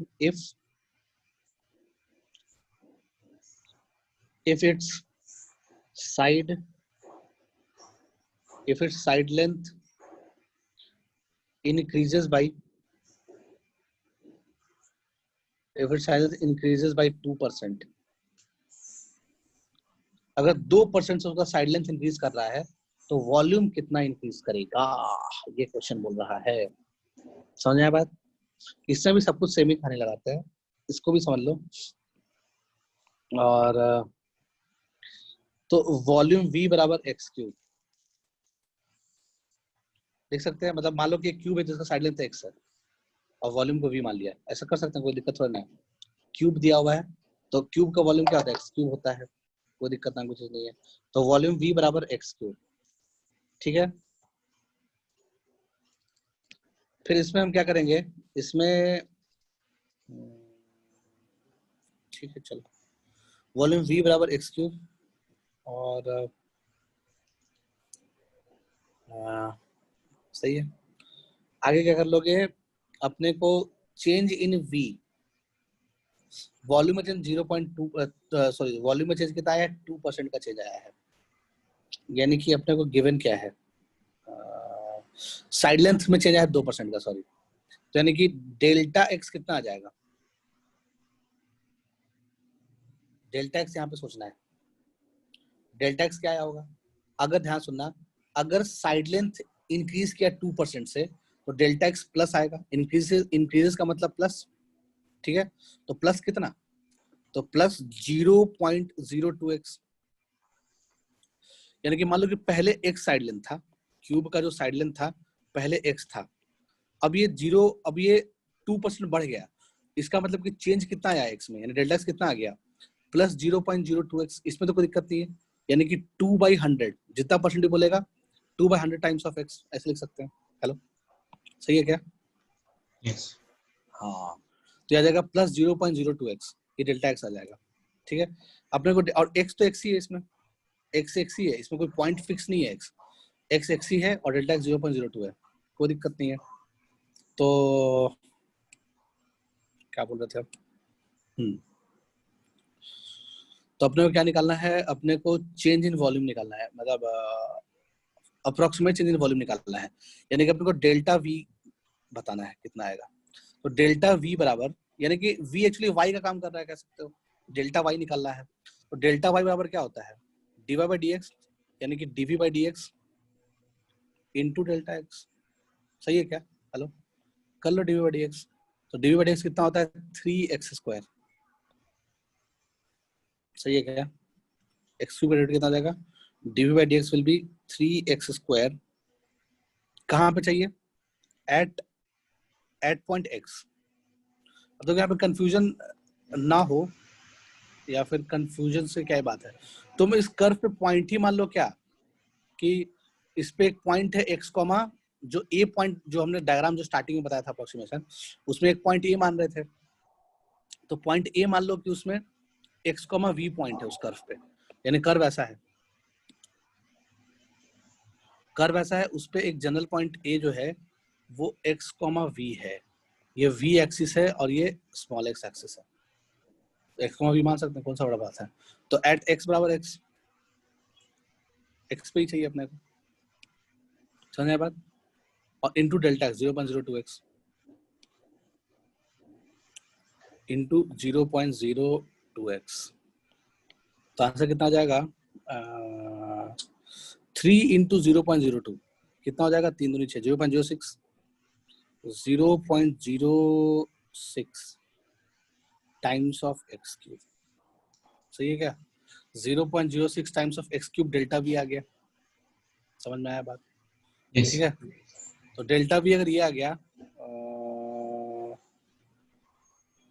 तो अगर अपने को परसेंट बताना कि कितना परसेंट चेंज आया, तो हम क्या करेंगे, कैसे निकालते हैं परसेंट से। ठीक है, डेल्टा भी अगर ये आ गया, आप समझ में आ गया होगा। पहले वॉल्यूम एक्स क्यूब था, अब 0.06 एक्स क्यूब उसमें चेंज आ गया, यानी कि उतना बढ़ गया, 0.06 बढ़ गया ना। Hello, yes. यानी कि पहले वॉल्यूम एक्स क्यूब था, अब वॉल्यूम आ गया X cube plus 0.06 X cube आ गया। इसका मतलब कि इतना यानी कि 6% वॉल्यूम बढ़ गया। हेलो, कह सकते हो, यानी कि 0.06 वॉल्यूम बढ़ गया इन शॉर्ट। यानी कि हम क्या बोलना चाह रहे थे कि 0.06 एक्स क्यूब वॉल्यूम बढ़ गया। तो अगर इसको परसेंट में कन्वर्ट करना हो तो 6 कैसे आएगा, ये इनटू 100 करके आ जाएगा। 0.06 बढ़ गया तो 0.06 एक्स क्यूब, यानी कि change in volume upon original volume into 100। ठीक है, तो ये परसेंट चेंज आ जाएगा, परसेंट चेंज इन वॉल्यूम, जिसको बोलेंगे percent change in volume. Percent in volume क्या होता है, कोई भी चीज का, यानी कि percent change in anything. Percent change in anything कैसे निकालते हो, तो change in anything upon anything into 100, ऐसे करके हम किसी भी चीज का परसेंट चेंज निकाल सकते हैं। यहाँ पे एक जगह पे क्या आ गया, एनीथिंग की जगह पे वॉल्यूम आ गया, तो चेंज कितना है वॉल्यूम में, 0.06 X cube upon x cube into 100, ये कैंसिल हो जाएगा, तो ये ओवरऑल क्या 6 आ जाएगा। तो 6% चेंज आया वॉल्यूम में। आया समझ में बात। Hello, yes. Sir mental reasoning का क्वेश्चन। हाँ, ये बचपन में पढ़े होगे, मतलब पहले ही पढ़े होगे। यस सर, तो 100 वही, लेके हाँ, 100 अब लॉजिक समझ रहे अब समझ रहे, अब पहले तो रटे थे, पहले समझे थोड़े थे इस क्वेश्चन को, पहले तुमको रटवाया गया था कैसे से कर लेना, पहले तुमको ऐसे बताया गया होगा। हम बताते हैं, रुको, जो प्रीवियसली तुमको जो बताया गया होगा वो ऐसे बताया गया होगा।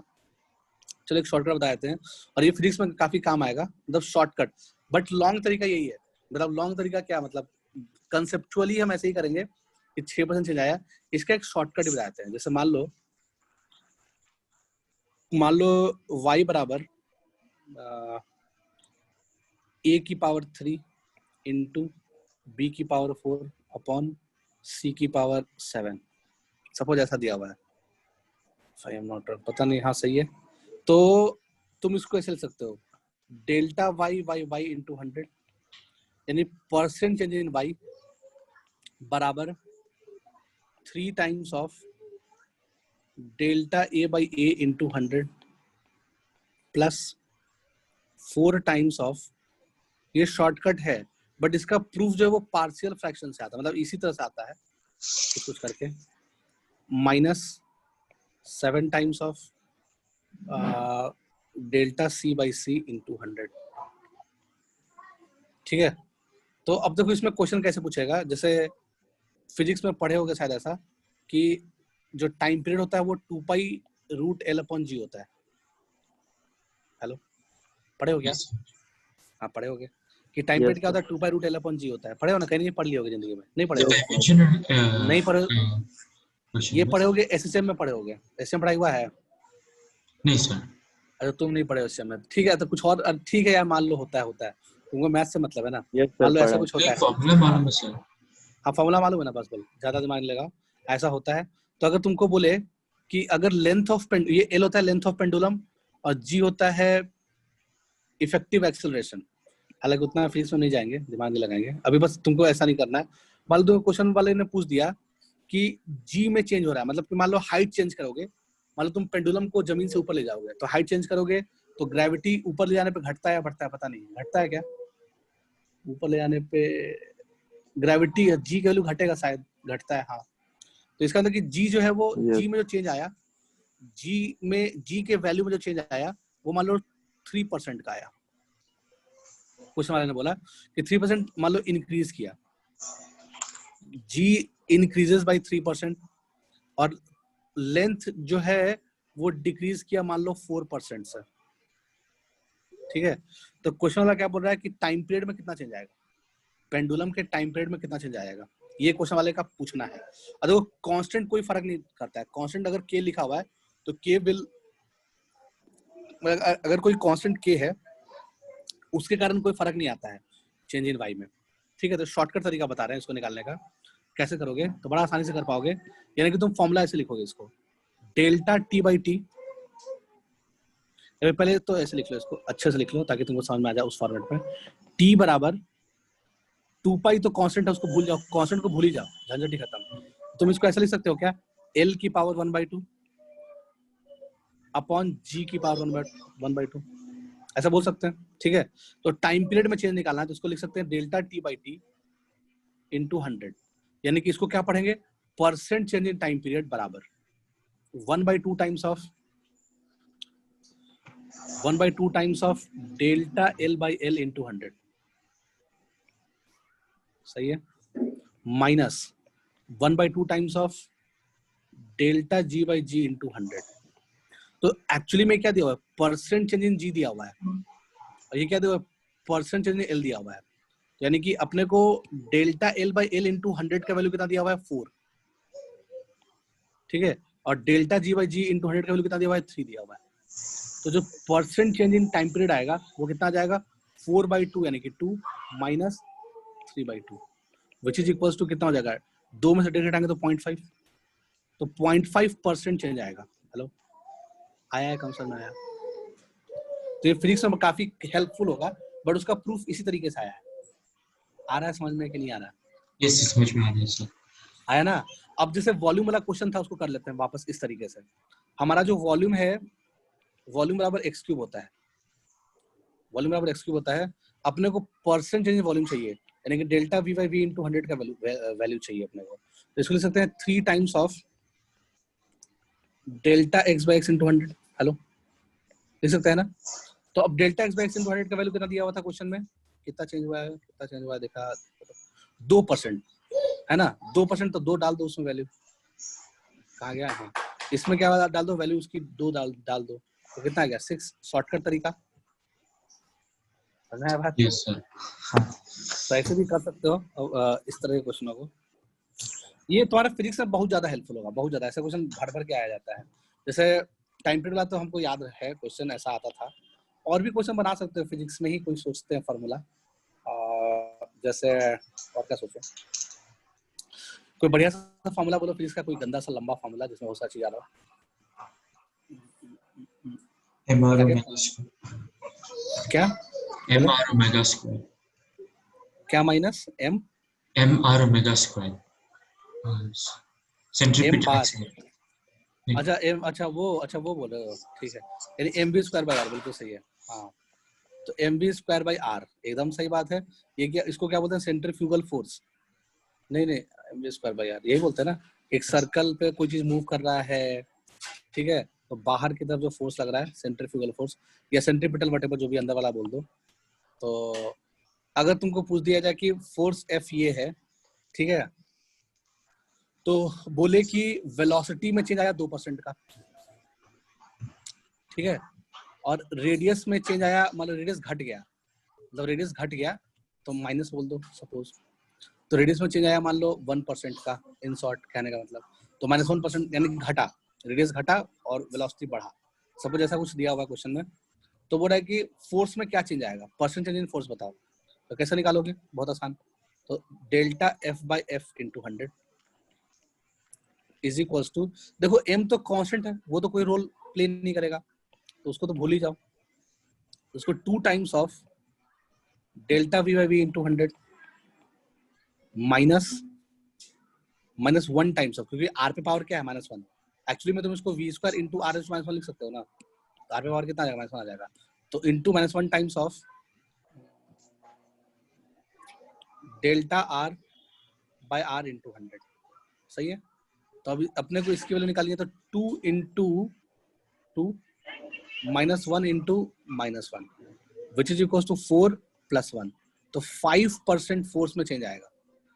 समझ में आया बात?